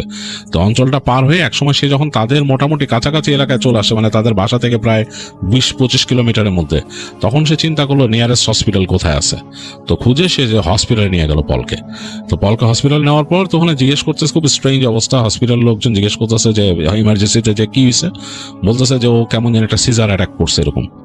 তো যাই হোক, তারা নিয়ে গেল, ভর্তি করলো। ভর্তি করার পর তারা মোটামুটি দেখলো, দেখে বলতেছে যে ওর তো সিজার অ্যাটাক মনে হইতেছে না, আর তার তো কোনো প্রি হিস্ট্রি নাই, সিজার অ্যাটাকের কোনো প্রি হিস্ট্রি নাই। ইফ ইউ নো, বিলকে বলতেছে তুমি কি জানো তার কোনো প্রি হিস্ট্রি আছে নাকি, মানে দেখে তো মনে হচ্ছে না যে তার সিজার অ্যাটাক হয়েছে। সে বলে যে আমি দেখছি এরকম, সে কেন মোচড়াইছে এরকম এরকম এরকম হয়ে গেছে, মানে হি ওয়াজ অ্যাক্টিং অল উইয়ার্ড। হ্যাঁ, মানে সব উইয়ার্ড ভাবে অ্যাক্ট করতেছিল। তাই আমি ভাবছি এটা সিজার, আমরা একটা ক্যাম্পিং এ গেছিলাম, সেখানে সে এরকম করতেছিল। তো যাই হোক, ডাক্তাররা তাকে নিয়ে গেল ওখানে, যে তাদের যে আছে ইমার্জেন্সি সেকশনে, তাকে অ্যাডমিট করলো, দেখতেছে, চেক করতেছে। তো বিল বুঝলো যে এখন মোটামুটি প্রথম ধাক্কাটা সে সামলায় উঠছে। তো সে যে মোটামুটি হসপিটালের রেস্টরুমে যে হাত মুখ ধুয়ে ফ্রেশ হয়ে আসছে, ওয়েট করলো। রাতটা আস্তে ধীরে পার হয়েছে এবং পল নাকি সারা রাতি ঘুমাইছে। সকালের দিকে পলের সেন্স আসছে, আসার পর বিল দেখতে গেল। তো তখন পলের সাথে কথা বললো যে কি হয়েছিল। বিল জিজ্ঞেস করছে কি হয়েছিল কালকে রাত্রে তোর সাথে। তো পল তাকে বলতেছে এখন না, পরে ফিরে যেয়ে বলতেছি। তো যাই হোক, হাসপাতাল থেকে পরে পলকে রিলিজ করে দেয়, বিল নিয়ে আসে তাকে। আনার পরে পল বাসায় যে মানে মোটামুটি রেস্ট নেয় আরো 2-3 দিন, তারপরে আসে বিলের কাছে। আর তারপর বিল জিজ্ঞেস করে কি হয়েছিল তোর। তো তখন নাকি পল বলে যে যখন নাকি বিল চলে যায়, সে ভাবছে যে মানে কেন হচ্ছে না, মানে তারা যে প্ল্যান সেট করছে সেটা কেন হচ্ছে না, কেন কিছু আসতেছে না, হয়তো বিল চাচ্ছে না, এই কারণে হয়তো হচ্ছে না, দুইজনে মনে হয় মত এক হইতে হয়। তো চিন্তা করে বিল তো বাইরে গেছে, আমি এখন নিজে ট্রাই করি। তো এই চিন্তা করে সে ওই যে বোর্ডটা নিয়ে বসে, কিন্তু যেহেতু সে একা, সে পুরোপুরি অন্ধকার করতে ভয় পায়। তো সে তাদের যে ওই যে চার্জার লাইট থাকে সেটা জ্বালায় রাখে, আর তার পাশে সে তাদের ওই যে কেরোজিন ল্যাম্প আছে হ্যারিকেন, ওইটাও জ্বালায় আর মোমবাতি জ্বালায় বসে শুরু করে তার মতো। সে তার মতো রিচুয়াল করতেছে, ডাকতেছে, এরকম হচ্ছে, মানে অনেকক্ষণ হয়ে গেছে, কিচ্ছু আসে না, এরকম কিছুই ঘটতেছে না। তো এক পর্যায়ে সে মনে করে যে মানে কিছু হবে না, এটা আসলে এরকম কিছু হবে না, আর এটা কাজ করে না। তো এটা চিন্তা করার সাথে সাথে নাকি ঘরের সব বাতি বন্ধ হয়ে যায় একসাথে, তার চার্জ লাইটও বন্ধ হয়ে যায়, হারিকেনও বন্ধ হয়ে যায়, এবং মোমও বন্ধ হয়ে যায়, এবং একই সাথে সেম টাইমে তিনটা বন্ধ হয়ে যায়। এবং মনে হয় বাতাস একটা বাড়ি মারে, তার যে টেনটাকে একটা বাড়ি মারে, টেনটা প্রায় বাঁকা হয়ে গেছিল বাতাসের বাড়িতে, এরকম। তো পল খুবই ভয় পেয়ে যায়, সে ভয় পেয়ে গিয়ে সে মানে ভিতরে একটা কাঁপুনি অনুভব করে যে ঘটনাটা কি ঘটলো। তো সে ওই দরজার দিকে তাকায়, মানে তাদের যে তাঁবুর ফ্ল্যাপের দিকে, দেখে যে তাঁবুর ফ্ল্যাপটা খুব জোরে জোরে নড়তেছে বাতাসে। একটু পরে সে দেখে যে ওই অন্ধকারের মধ্যে ওখানে মাথা ঢুকাইছে বিলকে সে বুঝতে পারতেছে অন্ধকারে। তাকে বলে যে ডিড ইউ কল মি। তো সে অবাক হয়ে যায় যে বিলকে কল করছি, মানে কি ব্যাপার। তখনই তার ভয়টা লাগে, কারণ বিলের কণ্ঠটা বিলের মতো না। তার কাছে মনে হয় যে ওই হালকা আলো আধারি, মানে ওখানে তখন তো অনেকটা চোখ শুয়ে আসছে এর মধ্যে, ওই বিলের যে মুখের যে অবয়বটা সেটা মনে হচ্ছে একটু লম্বা হয়ে গেছে এরকম। আর ঠিক তখনই নাকি দাউ দাউ করে তার যে হারিকেনের আলো নাকি অনেক উপর উঠে যায়, শিখা জ্বলে, সাথে সাথে মোমটাও নাকি অনেক জোরে জ্বলে উঠে। আর সে এর মধ্যে দেখে যে বিল মাথা ঢুকাইছে, বিলের যে মুখটা, চোয়ালটা বড় হয়ে গেছে, নিচে লম্বা হয়ে গেছে, এবং মুখের মধ্যে কালো গর্ত, চোখগুলা কালো কালো, মানে চোখের নিচে কালি পড়া একদম, এরকম নাকি দেখে। আর তারপর দেখে বিলের ভেতর থেকে নীলচে একটা আলোর মতো এসে তার উপর পড়লো, মানে একদম আলোর মতো এসে তার উপর পড়লো। আর মনে হইতেছে তাকে গলা টিপে ধরতেছে, তাকে বিভিন্নভাবে কিছু করার চেষ্টা করতেছে, মানে মারার চেষ্টা করতেছে, এরকম সে ফিল করা শুরু করে। এবং সে প্রচন্ড রকমের ফাইট করা শুরু করে ওইটার সাথে। তাকে বারবার, মানে দেখা যাচ্ছে যে তাকে চেপে ধরতেছে, এরকম লাগতেছে, সে সাউন্ড করতে পারতেছে না, তার গলা চেপে ধরতেছে বারবার। তো এরকম কতক্ষণ চলছে সে বলতে পারবে না। সে হঠাৎ করে অস্পষ্টভাবে বিলের শব্দ শুনে, অস্পষ্টভাবে সে বিবলিক্যাল ভার্সের যে পড়তেছে বিল সেটা শুনে, এবং তখন মনে হয় যে তাকে অনেকটা ছেড়ে ছেড়ে যায়, এরকম লাগতে থাকে তার কাছে। তো এরপর সে অস্পষ্টভাবে বুঝতে পারে যে তাকে টেনে বিল নিয়ে যাচ্ছে কোথাও, মানে ভাষা এগুলো ক্লিয়ার না কিছু। এবং সে এক সময় ফিল করে সে গাড়িতে, এবং তখন নাকি তাকে তার কাছে মনে হয় যে তাকে একদম চেপে ধরছে কিছু একটা, মানে একটা অদৃশ্য শক্তি, সে বুঝতে পারতেছে নাকি, কিন্তু তাকে একদম শেষ করে দেওয়ার জন্য চেপে ধরছে। তো অনেকক্ষণ নাকি তার সাথে এরকম হতে থাকে, এবং সে নাকি সৃষ্টিকর্তার কাছে সাহায্য চায়, মনে যে গড সেভ মি, হ্যাঁ, সে নাকি সৃষ্টিকর্তার কাছে সাহায্য চায়। তো এরকম হচ্ছে, কখন সে ঘুমায় গেছে তার আর কিছু খেয়াল নাই। এরপর সে অনেক রকম স্বপ্ন দেখছে, সেগুলো তার খুব একটা মনে নাই। তো এগুলো এই পলের সাথে ঘটছে। তো পল বলে এরপরে এসে বিলকে, তখন বিল শুনে বলে যে এটা তো একটা ডিজাস্টারাস ঘটনা আমাদের সাথে ঘটলো, জায়গাটা আসলেই অনেক হন্টেড। যাই হোক, দুইজনের ওই দিন আলাপ করে এবং ওইটা নিয়ে বলে যে এরপর কিছু ঘটছে নাকি পলের সাথে। পল বলে যে না, এরপর কিছু ঘটে না, বাট আমি ভয় লাগে আমার কাছে। ওই দিনের পর থেকে আমি আসলে একলা থাকতেই ভয় পাচ্ছি। আমার বাসায় যে আমার রুমটা, সেটাতে একদম কর্নারে, আমার কাছে ভয় লাগে। এই যে তোর যে ব্যাকইয়ার্ডে বসছি, এটা আমার কাছে দূরের ওই গাছগাছালিগুলো দেখে ভয় লাগতেছে। তো বিল বলে যে ওকে, মানে we better not go anywhere soon, মানে আমাদের এখন সুন আর কোথাও যাওয়ার দরকার নেই। তখন পল নাকি উত্তর দেয়, we better not go near any place like this ever, আমরা এরকম কোনো জায়গার কাছে আর যেতে চাই না। তখন বিল বলে যে okay, I don't have any problem. তো বিল বলে যে ওকে, আমার কোনো সমস্যা নাই, আই হ্যাড ইনাফ, মানে আমার যথেষ্ট হয়েছে এরকম জায়গায় গিয়ে। তো যাই হোক, তারা মোটামুটি ছেড়ে দেয় এরকম জায়গায় যাওয়া। তো এরপরও টুকিটাকি গল্প তারা করতোই, বিভিন্ন বাসা বাড়ি, বিভিন্ন মানুষের এক্সোসিজম নিয়ে নাকি তারা বিভিন্ন আলাপ করতো। তো যাই হোক, এই ছিল অ্যারনের শোনা তার বন্ধুদের কাছ থেকে তাদের একটা এক্সপিরিয়েন্স, যেটা সে রকিবুলের কাছে শেয়ার করেছে, এবং রকিবুল আমাদের কাছে শেয়ার করে দিল।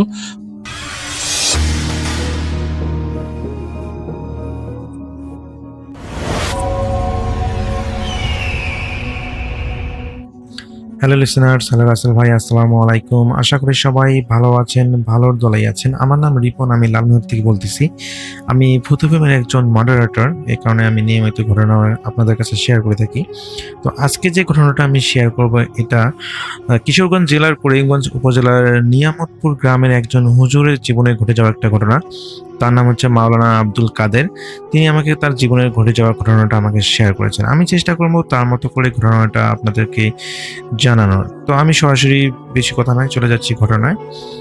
তো তখন ওই মাওলানা আব্দুল কাদের ওই ভাইয়ের বয়স যখন ৪২ বছর, তিনি গ্রামের একটা মসজিদে ইমাম ও মক্তবের শিক্ষকতা করতেন। তো গ্রামের মানুষ তাকে অনেক সম্মান করত, কারণ তিনি শুধু নামাজ পড়তেন না, মানুষের নানা সমস্যা সমাধানের পাশে তিনি থাকতেন। তো তার সাথে যে ঘটনাটা ঘটে সেটা ছিল একটা শীতকালের একটা রাতের ঘটনা। গ্রামের পাশ দিয়ে একটা পুরনো খাল চলে গিয়েছে। খালের ওপারে কয়েকটা বিচ্ছিন্ন বাড়ি ছিল। সেসব বাড়ির লোকজন প্রায় মাওলানা আব্দুল কাদেরকে ডেকে নিয়ে যেতেন। কোরআন খতম, দোয়া মাহফিল, অসুস্থতার কারণে দোয়া পড়া, এরকম টুকটাক কাজের জন্য তাকে ডাকা হতো। তো একদিন ঈশা নামাজের পর তিনি খবর পান যে খালের ওপারে একটা বাড়িতে একজন বৃদ্ধ অসুস্থ। পরিবারের লোকজন তাকে দোয়া পড়ার জন্য অনুরোধ করেছেন। তো সেদিন রাতেই তিনি রওনা দেন সেই বাড়ির উদ্দেশ্যে, এবং শীতের রাত ছিল, চারপাশে ঘন কুয়াশা। তো বৃদ্ধের বাড়িতে পৌঁছে তিনি দোয়া পড়ে দেন। কাজ শেষ হতে রাত প্রায় 10টা বাজে যায়। আর গ্রামে আসলে নর্মালি খাওয়া দাওয়া 8টা বা 9টা এদিকেই হয়, কিন্তু যেহেতু এখানে দোয়া পড়ার বিষয়টা চলে আসতেছে, তো দেখা যায় যে দোয়া দোয়া করতে আর কি রাত 10টা বেজে যায়, খাওয়া দাওয়া শেষ করতে 10টা বেজে যায়। তো আসলে ভাই গ্রামের কিন্তু রাত 10টা মানে কিন্তু মোটামুটি বেশ রাত। তো ফেরার সময় বাড়ির লোকজন তাকে থেকে যাওয়ার জন্য অনুরোধ করে যে হুজুর আজকে যাওয়ার দরকার নাই, আপনি আজকে আমাদের বাসাতেই থাকেন। কিন্তু তিনি রাজি হননি, কারণ ফজরের আগে মসজিদে তাকে ফিরতে হতো, বা ফজরের নামাজ পড়ার জন্য আবার মসজিদে তো আসতেই হবে। তো তিনি এ কারণে থাকতে রাজি হননি। তো তিনি একাই খালের পাশে যে পথটা সেটা দিয়ে তিনি ফিরতেছিলেন। পথটা খুবই দীর্ঘ ছিল না, সরু একটা পথ। কিন্তু মাঝপথে এসে তিনি একটা বিষয় খেয়াল করেন, খালের পাড়ে একটা সাইকেল দাঁড়ানো। বিষয়টি স্বাভাবিকই মনে হলো, কিন্তু কিছু দূর এগিয়ে যাওয়ার পর তিনি আবার সেই সাইকেলটা দেখতে পান। একই রং, একই মডেল, একই অবস্থানে দাঁড়ানো, একই স্টাইলে আর কি দাঁড়ানো ওই সাইকেলটা। তো তিনি মনে করেন যে তিনি হয়তোবা ভুল দেখেছেন। তিনি আবার হাঁটতে শুরু করেন, কিন্তু আরও কিছু দূর গিয়ে তিনি একই সাইকেল দেখতে পান। তিনি একটা সাইকেলে তিনি হাঁটতেছেন এবং 3টা জায়গায় তিনি সেই একই সাইকেলটা দেখতে পাচ্ছেন। এবার তার কাছে মনে হলো যে না, এটা তো অস্বাভাবিক, এটা তো ভুল হওয়ার কোনো প্রশ্নই আসে না। আর মনের ভুল হলে একবার দুইবার ঠিক আছে, কিন্তু তৃতীয়বার তো তিনি ভুল করতে পারেন না। তিনি তো এর আগে সেই একই রকম সাইকেলটা দেখেছেন। তো তার কাছে এই বিষয়টা খুবই অস্বাভাবিক মনে হয়, কারণ সেই খালের পাড়ের পথটা সোজা ছিল। একই সাইকেল 3 জায়গায় থাকার কোনো কারণ নেই। তিনি আর কোনো দিকে না তাকিয়ে দ্রুত হাঁটতে থাকেন বিষয়টা বুঝতে পেরে। প্রায় 10 মিনিট পরে মসজিদের কাছে তিনি পৌঁছে যান, এবং বিষয়টা তিনি কাউকে বলেননি। তো নিজের ভুল ভেবে তিনি প্রথমে এটাকে, বা কোনো একটা অশরীরী জিনিস বুঝে আর কি তিনি এটা আসলে চিন্তা করেন যে তিনি ভুলে যাবেন। কিন্তু আসল ভাই পরের সপ্তাহে একই খালের পাশে ফেরার সময় নতুন একটা ঘটনা ঘটে তার সাথে। সেদিন রাতেও তিনি একা ছিলেন, তিনি একাই হলো মসজিদে ফিরতেছিলেন। তো তিনি যেহেতু সেই ওই মসজিদের ইমাম এবং হচ্ছে মুয়াক্তব পড়ান, বাচ্চা কাচ্চাদের পড়াশোনা করান, যার কারণে ওই মসজিদের পাশে তাকে একটা হলো সুন্দর একটা ঘর তুলে দেওয়া হয় থাকার জন্য, যারা আসলে ওই মসজিদে হলো ইমামতি করেন এবং হচ্ছে মুক্তবের মাদ্রাসা বাচ্চাদেরকে পড়ান, তাদের জন্য ওই ঘরটা বরাদ্দ থাকে। তো ওই হুজুরও ওইখানে আর কি তিনি ঘুমান। তো তিনি হলো ওই 10 মিনিট ধরে যখন তিনি হলো পৌঁছানোর পর, তিনি যখন মসজিদের কাছাকাছি এসেছেন, তিনি কাছাকাছি আসেন নাই, কাছাকাছির পথে সেই সময় তিনি খেয়াল করেন যে তার সামনে একজন মানুষ হাঁটতেছে, শীতের চাদর গায়ে জড়ানো। নর্মালি তার হয়তো পায়ের হাঁটার স্পিডটা বেশি ছিল, এই কারণে তিনি তার সামনে দেখতে পাচ্ছিলেন যে একটা মানুষ শীতের চাদর গায়ে দিয়ে জড়ানো তিনি হেঁটে যাচ্ছেন। তো লোকটিকে দেখে মনে হচ্ছিল যে সে একই পথে, মানে একই দিকে হেঁটে যাচ্ছে। অদ্ভুত বিষয় হলো যত এই লোকটাকে দেখার পর তিনি যতই দ্রুত সেই লোকটার কাছাকাছি যাওয়ার চেষ্টা করতেছেন, কোনোভাবেই যেন দূরত্ব কমতেছে না, সবসময় যেন একই একটা দূরত্ব থাকতেছে তার, সেই লোকটা এবং তার মাঝে একটা একই রকমের ডিস্টেন্স আছে। তো রাসেল ভাই, এখানে একটা কথা বলে রাখা ভালো, তা ওই মসজিদ থেকে উনি যেখানে গিয়েছিলেন ওপার বলতে এখানে দূরত্বটা প্রায় হলো 2.5 কিলোমিটার, রাস্তারও বেশি হবে, বেশি দূরত্ব। দেখা যায় একটা বড় একটা খাল পার হয়ে ওই গ্রামে আসলে তিনি গিয়েছিলেন। তো ওই গ্রাম থেকে মসজিদের দূরত্ব প্রায় 2.5 কিলোমিটার। তো নর্মালি আসলে ওই সেই সময় এটা যে সময়কার ঘটনা, আজ থেকে প্রায় 20 বছর আগের ঘটনা, সে সময় আসলে ওই এলাকায় মসজিদ ওই একটাই ছিল, 2 গ্রামের মিলে একটা মসজিদে ছিল, যেটা ওই এলাকার বা ওই গ্রামের সব থেকে বড় মসজিদ। একটা খাল দিয়ে আর কি গ্রামটাকে ভাগ করা হয়েছে। তো দেখা যায় যে ওই হুজুর, ওই লোকটা, তার সামনে থাকা লোকটা যে যাচ্ছিল ওনার, তিনি আসলে কাছাকাছি যাওয়ার চেষ্টা করতেছিলেন, কিন্তু কোনোভাবেই যেন দূরত্ব কমছে না, সবসময় যেন একই দূরত্ব থেকে যাচ্ছে। তো প্রায় তিনি 20 মিনিট করে এইভাবে চলার পর তিনি সেই লোকটাকে হঠাৎ করে দেখেন, মানে চোখের পলকে তিনি দেখতে পান যে সেই লোকটা অদৃশ্য হয়ে গেল। অথচ রাস্তাটা একদম সোজা ছিল, সেই রাস্তায় কোনো ডানে বা বামে কোনো ধরনের রাস্তা ছিল না, খালের পরে একদম একটা সরু রাস্তা ছিল যেটা দিয়ে ওই মসজিদে যাওয়া যায়। কিন্তু সেই মানুষটাকে তবু তিনি দেখতে পেলেন না। তো মাওলানা সাহেব প্রথমবারের মতো তিনি খুবই একটু ভয় পেলেন, যদিও তিনি ভয় পান না, কিন্তু একটু ভয় পেলেন। তো সাইকেলের রহস্য আর সামনে থাকা সেই ব্যক্তি, অচেনা মানুষটার ঘটনা মাওলানা সাহেবকে বেশ ভাবিয়ে তোলে।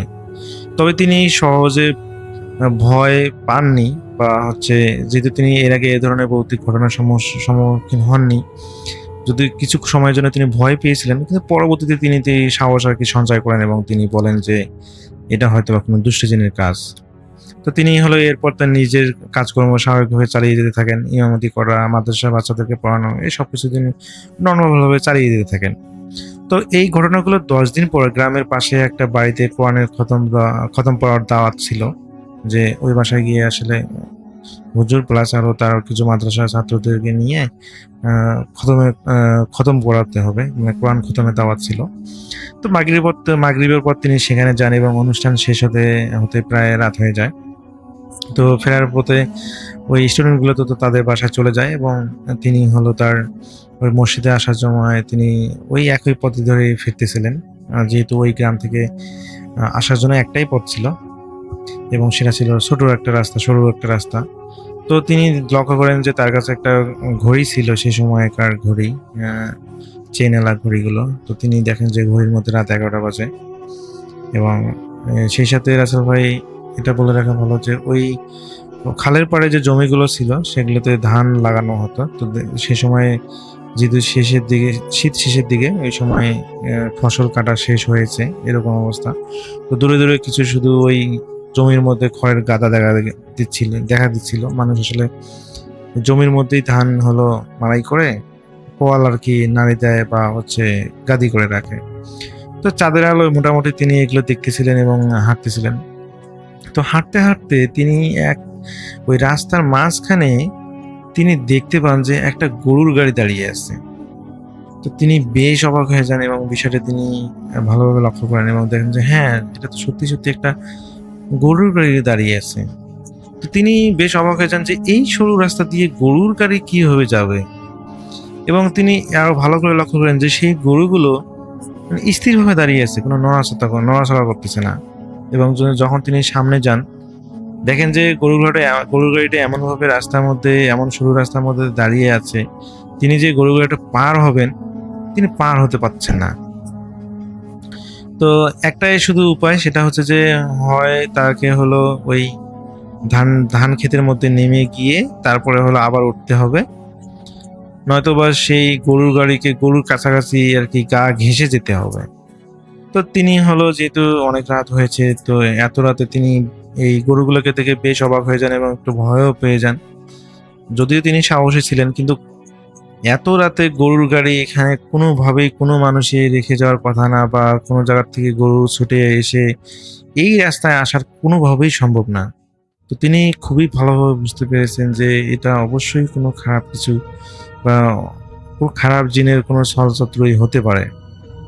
তো তিনি যেটা করেন যে ওই গরুর গা ঘেঁষে রাস্তা দিয়ে না যেয়ে তিনি ওই ধান খেতে নেমে যান এবং ধান ক্ষেত থেকে নেমে যেয়ে গরুর গাড়িটা পার হয়ে তিনি আবার রাস্তা দিয়ে উঠে মসজিদে চলে যান।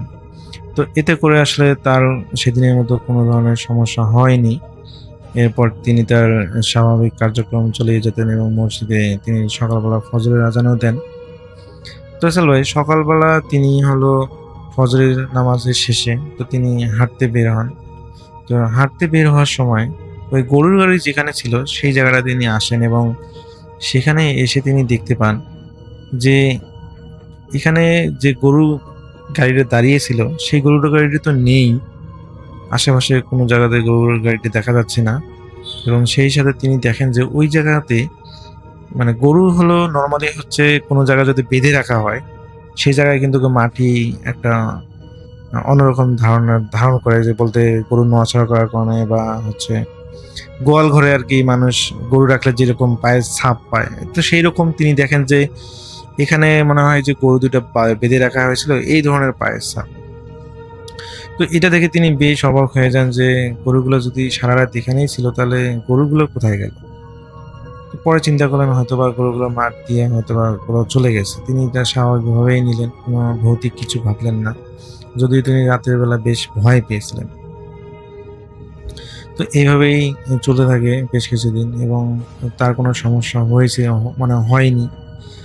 তো রাসেল ভাই একদিন যেটা হয়, ওই গ্রামের ওই পাশের গ্রামের একদিন লোক মারা যায় এবং তাকে জানাজা দেওয়ার জন্য ডাকা হয়। যেহেতু তিনি ওই মসজিদের ইমাম, তো তাকে জানাজার ইমামতি করার জন্য ডাকা হয় এবং তিনি সেই বাড়িতে যান। তো যেহেতু ওই লোকটা মারা গিয়েছিল ওই দুপুরের দিকে, এই কারণে ওনাদের আত্মীয় স্বজন আসতে বেশ রাত করেই মাটি দেওয়া হয়। রাত 8টার দিকে জানাজার হয় এবং 8:30টার দিকে আর কি মাটি দেওয়া হয়। তো মাটি দেওয়া শেষে তিনি হলো 9টার দিকে বাসায় ফিরতেছিলেন ওই একই রাস্তা দিয়ে এবং আসার সময় রাসেল ভাই তিনি দেখতে পান যে একটা মানুষ চাদর গায়ে দিয়ে ওই প্রথমবারের মতো মানে এর আগে যখন তিনি দেখেছিলেন যে একটা মানুষ হেঁটে যাচ্ছে ওইভাবে হেঁটে যাচ্ছে। তো তিনি সেই লোকটার সাথে চিন্তা করলেন যে গল্প করতে করতে মসজিদে যাওয়া যাবে, কিন্তু ওই একই রকম ভাবে তিনি সেই লোকটাকে যতই পরিমাণে তাকে হলো কাছাকাছি যাওয়ার চেষ্টা করতেছেন কিন্তু কোনোভাবেই সেই লোকটা কাছাকাছি যেতে পারতেছেন না। তিনি যতই কাছাকাছি যাওয়ার চেষ্টা করতেছেন কিন্তু কোনোভাবেই যেতে পারতেছেন না। তো তিনি হলো তার পায়ের গতি বাড়িয়ে দেন, কিন্তু রাসেল ভাই তার কাছে মনে হচ্ছে যে তিনি যত জোরে হাঁটতেছেন সেই লোকটাও তাকে ফলো করে একই রকম জোরে জোরে হাঁটতেছে। তো একটা সময় তিনি সেই লোকটার কাছাকাছি যেতে সক্ষম হন এবং তিনি ডাক দেন যে ভাই কে আপনি, আপনাকে হলো আমি আপনার সাথে আপনার নাগাল ধরার চেষ্টা করতেছি আর আপনি আমাকে মানে নাগাল ধরতেই দিচ্ছেন না, আপনি এত জোরে হাঁটতেছেন কেন? তো রাসেল ভাই তার এই হুজুরের কথা শোনার সঙ্গে সঙ্গে সেই লোকটা মানে এক মুহূর্তের জন্য দাঁড়িয়ে যায়। তো এই হুজুরও প্রচন্ড পরিমাণে তিনি অবাক হয়ে যান যে কি ব্যাপার, আমি ডাক দিলাম আর লোকটার সঙ্গে সঙ্গেই মানে না পিছনে না তাকিয়ে এইভাবে দাঁড়ালো কেন? কিন্তু তার কাছে এইটা কি খুবই অবাক লাগলো বিষয়টা, যে নর্মালি আমরা যখন কাউকে ডাকি তিনি কিন্তু পিছনে ফিরে তাকিয়ে তারপরে কিন্তু দাঁড়ান বা বিষয়টা এরকম, বা দাঁড়িয়ে পিছনে তাকান, কিন্তু সেই লোকটা পিছনে তাকালো না, সেই লোকটা সেখানে হলো স্টিল মানে দাঁড়িয়ে আছে, তার হলো ওই অপোজিট পাশে, তার মুখ কোনো দেখা যাচ্ছে না। রাসেল ভাই এখানে হুজুর সেই লোকটাকে মাওলানা আব্দুল কাদের হুজুর উনি ওই লোকটাকে বললেন যে ভাই আপনি কোথায় যাবেন? কিন্তু রাসেল ভাই সেই লোকটা কোনো কথা বলতেছে না। তো তৃতীয়বারের মতো যখন হুজুর ওই লোকটাকে আবার বলেন যে আরে ভাই কথা বলতেছেন না কেন, ওইদিকে তাকান। তো রাসেল ভাই এই কথা বলার পর সেই লোকটা যখন পিছন ফিরে তাকায়, তো হুজুর যেটা দেখেন সেটা দেখার জন্য তিনি মোটেও প্রস্তুত ছিলেন না। কারণ আরে এই লোকটা তো সেই লোকটা যেটাকে তিনি মাত্র হলো জানাজার নামাজ পড়ে আসলেন, যাকে কবর দিয়ে আসলেন, এটা তো সেই লোকটা। তো সেই লোকটা এবার হুজুরকে উদ্দেশ্য করে বলল, হুজুর আমাকে বাঁচান। তো হুজুর এই কথা শোনার সঙ্গে সঙ্গে তো মানে তিনি যেন আসমান থেকে পড়ে গেলেন, মানে তিনি এতটাই অবাক হয়ে গেলেন যে এটা কিভাবে সম্ভব। যেহেতু চাঁদনি রাত ছিল, তো তিনি স্পষ্ট সেই লোকটাকে দেখতে পেয়েছিলেন যে এটা তো যাকে তিনি কবর দিয়েছিলেন এটা সেই লোক। তো এই লোকটা তখন ওনাকে হুজুরকে বলল যে হুজুর আমাকে বাঁচান, এবং হুজুর সাহস নিয়ে বললেন যে মানে আপনাকে আমি কিভাবে বাঁচাবো। তো হুজুর ওরা না আমাকে জোর করে কবর দিয়েছে, দয়া করে আপনি কি কবর থেকে আমাকে তুলতে পারবেন?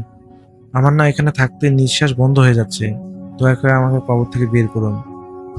তো রাসেল ভাই এই কথা বলে ওই লোকটা হুজুরের দিকে এগিয়ে আসতেছে। তাদের কিন্তু এতক্ষণ একটা ডিস্টেন্স ছিল, 10-15 হাতের একটা ডিস্টেন্স ছিল।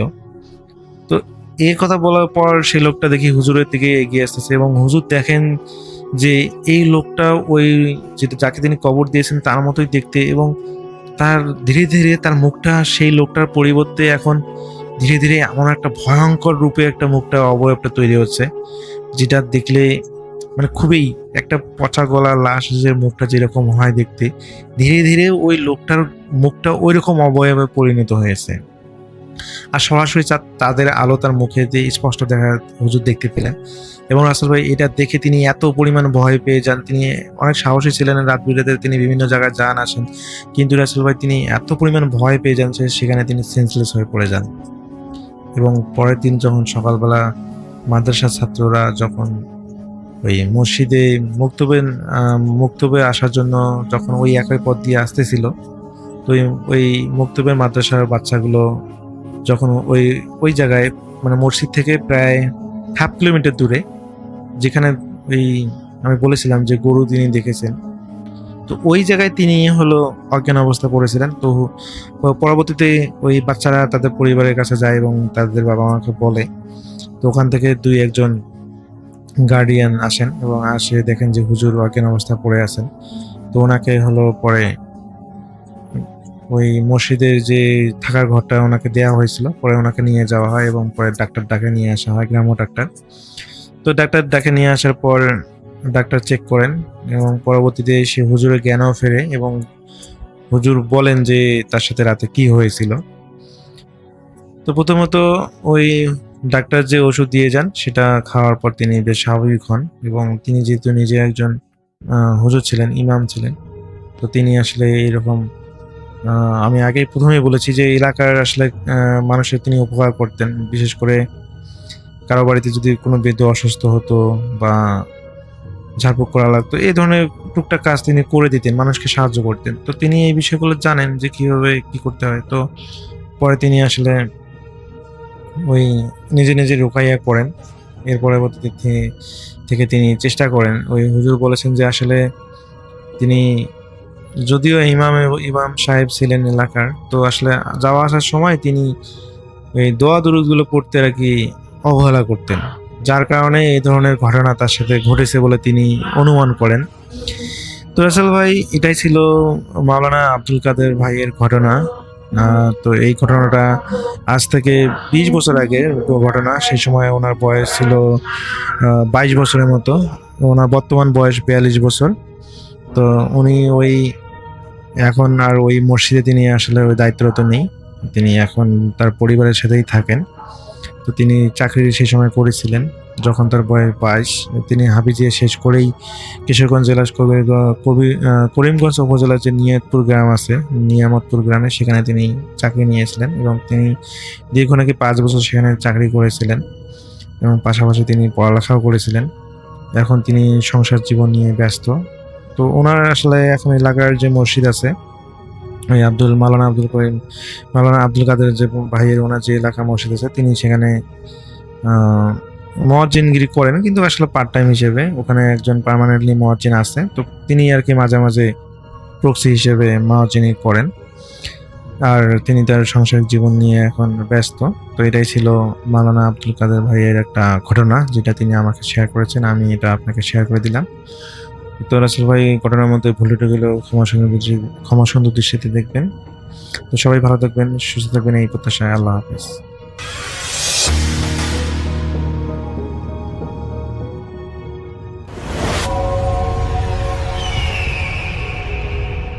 এই ঘটনাটি আমাদেরকে যিনি পাঠিয়েছেন তার নাম সাদিকুল ইসলাম ভাই। ওনার বাড়ি নরসিংদী জেলার মনোহরদী উপজেলার কাচিকাটা ইউনিয়নের দক্ষিণ বারুদিয়া গ্রামে। তো সাদিক ভাই আবার শুনেছেন আরেকজনের কাছ থেকে, তার নাম উনি আমাদেরকে জানিয়েছেন, তবে সঙ্গত কারণে তার নামটি প্রকাশ হোক এটা উনি চাচ্ছেন না।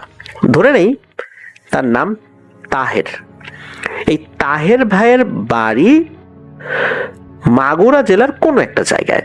ঘটনাটি ওনার সাথে 2012 কি 13 সালের দিকে ঘটেছিল। পারিবারিকভাবে আগে থেকেই ওনারা কাপড়ের ব্যবসার সাথে যুক্ত ছিলেন। উনিও এই কাপড়ের ব্যবসাই করছেন। তো শাড়ি কাপড় বা অন্যান্য কাপড় মাগুরা থেকে দেশের বিভিন্ন জায়গায় গিয়ে উনি বিক্রি করতেন। যখন বের হতেন 1 সপ্তাহ বা 15 দিন পর উনি বাড়িতে ফেরত আসতেন, মাঝে মাঝে আগেও আসতেন। এটা নির্ভর করে ব্যবসা কেমন চলছে, কেমন ব্যস্ততা তার উপরে। একদিন তাহের ভাই কাপড় বিক্রি করে বাড়ি আসতে আসতে অনেক রাত করে ফেলেন। উনি গাড়ি থেকে নামেন, তারপর এলাকার একটি বাজারে গিয়েছেন। অনেক রাত হওয়ার কারণে বাজারে কোনো লোকজন নেই। গ্রামের বাজার এত রাতে কেউ না থাকাটাই স্বাভাবিক। কি করবেন ভেবে পাচ্ছেন না, গাড়িও নাই, রিক্সাও নাই, এখন করণীয় কি? ওই সময় বাজারের একজন পাহারাদারের সাথে তার দেখা হয়। এই পাহারাদার আবার তার বাড়ির কাছেরই একজন মানুষ। পাহারাদারকে উনি ছোটবেলা থেকেই চেনেন। তো পাহারাদার সাথে যখন দেখা হয় তখন পাহারাদার তাহের ভাইকে বলেন যে, এই এত রাত করছো কেন? যাও যাও যাও, দেরি করো না, বাড়ি যাও বাড়ি যাও বাড়ি যাও। আরে বাড়ি যাবে কিভাবে, গাড়ি তো নাই।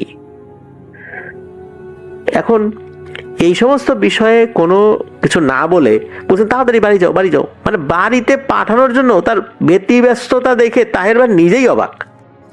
কই বলবেন যে একটু বসো, একটু কথা বলি, দেখি কোনো গাড়িটারি আসে কিনা বা কোনো লোকজন আসে কিনা, তার সাথে তোমাকে ধরাই দেই, যাও। বাজার থেকে তার বাড়ির দূরত্ব পায়ে হাঁটা 10 মিনিটের মতো পথ। তারপরও তাহের ভাই ভয় পাচ্ছিলেন, অনেক রাত হয়ে গেছে, একা একা। পাহাড়দার বলছেন, যারা ধুর তোমরা ইয়াং মানুষ, এত ভয় পেলে চলে নাকি, যাও যাও বাড়ি যাও, কিচ্ছু হবে না।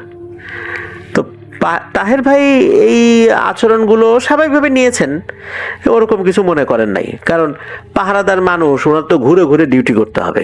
তাহের ভাইয়ের সাথে যদি গল্প গুজব করেন, ওই সাইডে অন্য জায়গায় যদি চোর এসে চুরি করা শুরু করে, তাহলে এই জবাবদিহিতা তো ওই পাহারাদারকেই করতে হবে। এই জন্য হতে পারে যে ওই পাহারাদার একটু তাড়াহুড়াই করেছিলেন। তো তাহের ভাই রওনা দিয়েছেন, হাঁটাহাঁটি শুরু করেছেন। উনি যখন হাঁটা দিয়েছেন, ওনার বাড়িতে যাবার পথে বেশ ঝোপঝাড় পড়ে, বড় বড় দুটো পুকুরও পড়ে। উনি বাড়ির দিকে যাচ্ছেন, এমন সময় তার পেছনে কারো আসার শব্দ শুনতে পান। তাকিয়ে দেখেন একটা বিড়াল। বিড়ালটি তার পেছনে পেছনে হেঁটে আসছে।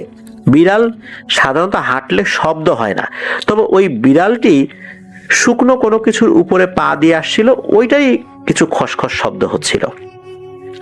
বিড়াল যে হেঁটে আসছে, অন্ধকারে তার চোখগুলো জলজল করছিল। সাধারণত অন্ধকারে চোখ জলজল করার কথা না, যদি না চোখের উপর সামান্য আলো না পড়ে, কিন্তু ওটা এমনি জলজল করছিল। একটু পরে আবার খেয়াল করেন, আরে এটা তো বিড়াল না, মাত্রই না বিড়াল দেখলাম, এখন তো দেখতেছি এটা একটা কুকুর। এবার তাহের ভাইয়ের মনে একটু সন্দেহ লাগে যে আসলে কি এটা স্বাভাবিক কিছু হচ্ছে। উনি যদিও বা সিগারেট খুব একটা খেতেন না, কিন্তু তার সাথে সিগারেটের একটা প্যাকেট আর একটা লাইটার সবসময় থাকতো।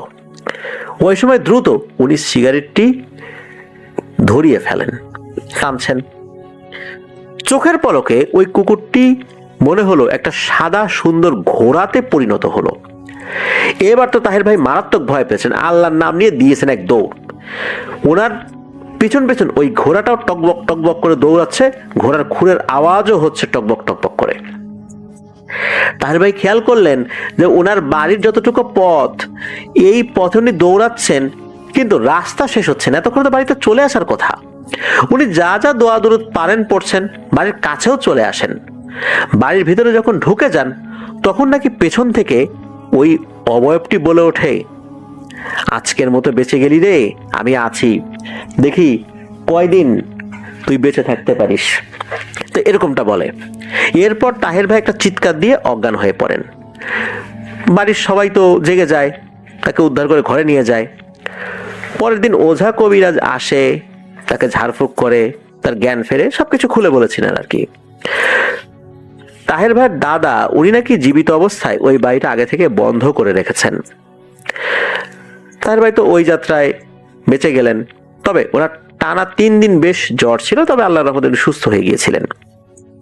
সুস্থ হওয়ার পর উনি বাজারে গিয়েছেন কোন একটা দরকারে, যাওয়ার পর ওই পাহারাদারের সাথে তার দেখা হয়। ওই পাহারাদারকে বলেন যে কাকা, ওই রাত্রে আপনি আমাকে ঠেলে পাঠালেন, মনে হচ্ছে যে আমি আপনার ঘাড়ের উপর বোঝা হয়ে গেছি। আমাকে এই যে ঠেলে পাঠালেন, জানেন আমি কি বিপদে পড়ছিলাম? পাহারাদার এই কথা শুনে বলে যে হ্যাঁ রে বাপু, আমি রাত বিরেতে তোমাকে ঠেলে পাঠাবো মানে তুমি কি বলতেছো? আমি তো অনেকদিন ধরে এই পাহারাদারের চাকরি ছেড়ে দিছি, আমি তো এদিকে আসিই না, আমি তো বাড়িতে থাকি, কৃষিকাজ করতেছি এখন, আর রাতের বেলা আমি তোমার সাথে দেখা করব, কথা বলবো, এখানে আবার পাহারা দেবো, এটা তো সম্ভবই না। এ কথা শোনার পর তাহের ভাই বেশ অবাক হন। চিন্তা করেন, তাহলে রাতের বেলা যার সাথে দেখা হলো উনি কে? এই জন্যই কি এত তাড়াহুড়া করে ঠেলে তাকে পাঠিয়ে দিচ্ছিল? তো ওই ঘটনার পর বেশ অনেকদিনই কেটে যায়, ব্যবসা চলছে। এরপর থেকে তাহের ভাই রাত না করে দিনে দিনে বাড়িতে ফেরত আসার চেষ্টা করেন। যদি বেশি রাত হয়েই যায় তাহলে ওই রাতটা অন্য কোথাও কাটিয়ে তারপরে বাসায় ফেরেন। তবে সব দিন তো একরকম হয় না। একদিন হয় কি, তাড়াতাড়ি বাড়ি ফেরার নিয়েতেই বের হয়েছিলেন, তবে কিছুটা দেরি হয়েই যায়। উনি আর ওই রাতটা অন্য কোথাও থাকার বন্দোবস্ত করতে পারেন নাই। তো ওই যেই বাজারে প্রথম রাত্রে এসে একটা ভয়ের একটা প্রেক্ষাপট তৈরি হয়েছিল, ওই বাজারে আসতেই দেখেন একটা ভ্যান গাড়িতে গামছা মুখে পেঁচিয়ে একটা লোক ভ্যানের সিটের উপর বসে আছে, মানে ড্রাইভিং সিটে বসে আছে। তাহের ভাইকে দেখে বলেন, আরে তাহের ভাই না, চলেন চলেন ওঠেন, আপনি আমার লাস্ট কাস্টমার, উঠে পড়েন। তার কণ্ঠস্বর শুনে পরিচিত বলে মনে না হলেও তাহের ভাই চিন্তা করলেন তার এলাকারই কেউ হবে, তাকে চেনে, আর যেহেতু উনি কাপড়ের ব্যবসা করে অনেকেই তাকে চেনে। তাহের ভাই আর কথাবার্তা না বাড়িয়ে ভ্যানের সামনের দিকটাতে উঠে পড়লেন। উঠে পড়ে বললেন যে তোমার ভাড়া কত দিতে হবে? তো ভ্যানওয়ালা এত কম ভাড়া বললো যে তাহের ভাই আর কিছু না ভেবেই উঠে পড়েন। খুশিও হয়েছেন যে এত রাত্রে তো গাড়ি থাকার কথা না, পেয়ে গেলাম, ভালোই হলো। তো গাড়িতে বসতেই এই ভ্যান চালক খুব আস্তে আস্তে ভ্যান চালাচ্ছে, মনে হচ্ছে এমন ভাবে ভ্যান চালাচ্ছে এর থেকে কচ্ছপের পিঠে উঠলেই ভালো হতো। রাত তো শেষ হবেই, তার এইটুকু পথ বাড়িতে যেতে হয়তো দুপুরও হয়ে যেতে পারে, এমন মনে হচ্ছে তার কাছে, মানে এত আস্তে আস্তে চালাচ্ছে। তাহের ভাই ওই ভ্যান চালককে বললেন যে কি ব্যাপার ভাই, এত আস্তে আস্তে যাচ্ছ কেন? কোনো সমস্যা নাকি? নাকি ভ্যানের সমস্যা না তোমার সমস্যা? ঘটনা নাকি এইভাবে চালাচ্ছ কেন?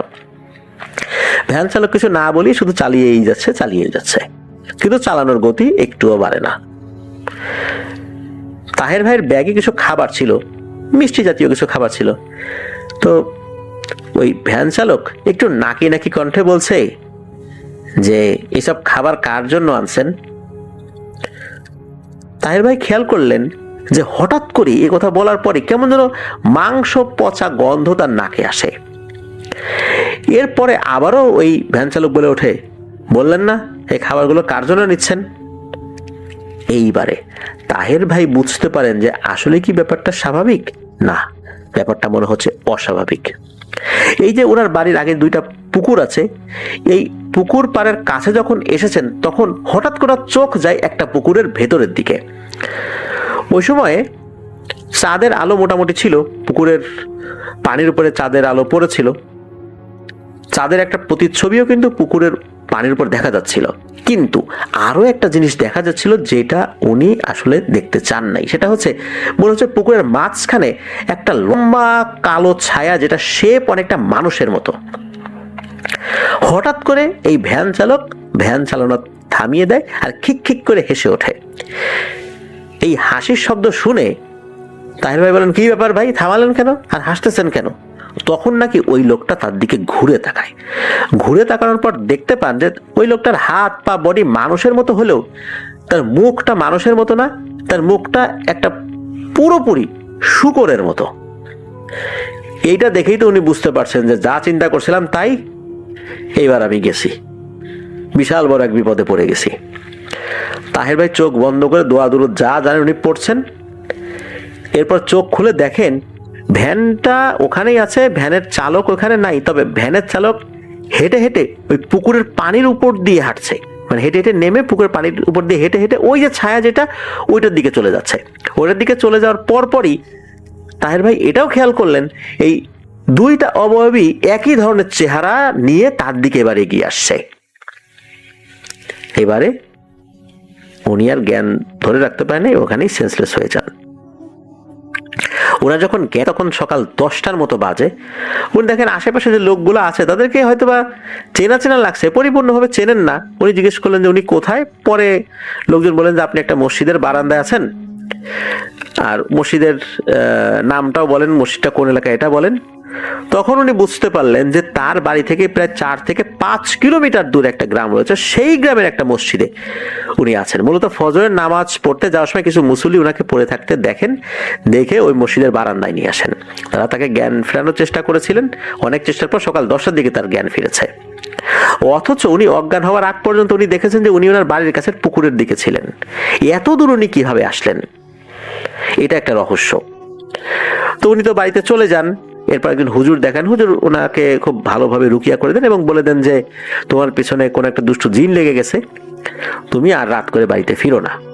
এরপর থেকে উনি আসলে ওনার রাত করে বাড়িতে ফেরার যেই একটা সম্ভাবনা যেখানে তৈরি হতো, সেই কাজেই উনি যেতেন না। উনি ব্যবসার পরিধিটাও কমিয়ে দিয়েছিলেন, যেই কাজে রাত হবে বাড়িতে ফিরতে, ওই ধরনের কাজ উনি হাতে নিতেন না। এখনো উনি এভাবেই ব্যবসা করে যাচ্ছেন।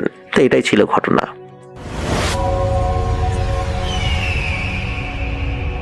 হ্যালো লিসেনার্স, আশা করি ঘটনাগুলো আপনাদের ভালো লেগেছে। আমি চেষ্টা করেছি বাছাই করে ঘটনাগুলো আপনাদের মাঝে শেয়ার করার। আমি প্রতিদিনই ঘটনাগুলো বাছাই করে আপনাদের মাঝে একটি করে এপিসোড শেয়ার করার চেষ্টা করি। যদি আমার ঘটনাগুলো একটু ভালো লাগে তাহলে অবশ্যই এই চ্যানেলটি সাবস্ক্রাইব করবেন। আর আপনারা কোথা থেকে এই ঘটনাগুলো শুনতেছেন, যদি আপনাদের ঠিকানাগুলো জানান তাহলে আমি অনেক কৃতজ্ঞ হব। তাহলে আমি বুঝতে পারবো যে আপনারা কোথা থেকে কে কোথা থেকে শুনতেছেন। এছাড়াও আপনাদের মাঝে যদি কোনো ঘটনা থেকে থাকে তাহলে অবশ্যই আমাদের ইমেলে দেওয়া ঠিকানায় ঘটনাটা পাঠাবেন। তাহলে নেক্সট এপিসোডে আপনার সেই ঘটনাটা আমরা রাসেল ভাইয়ের মাধ্যমে অথবা আমরা নিজেরা পড়ে শোনাবো। তো ভালো থাকবেন, সুস্থ থাকবেন, এই প্রত্যাশায় আজকের মতো বিদায় নিচ্ছি। আল্লাহ হাফেজ।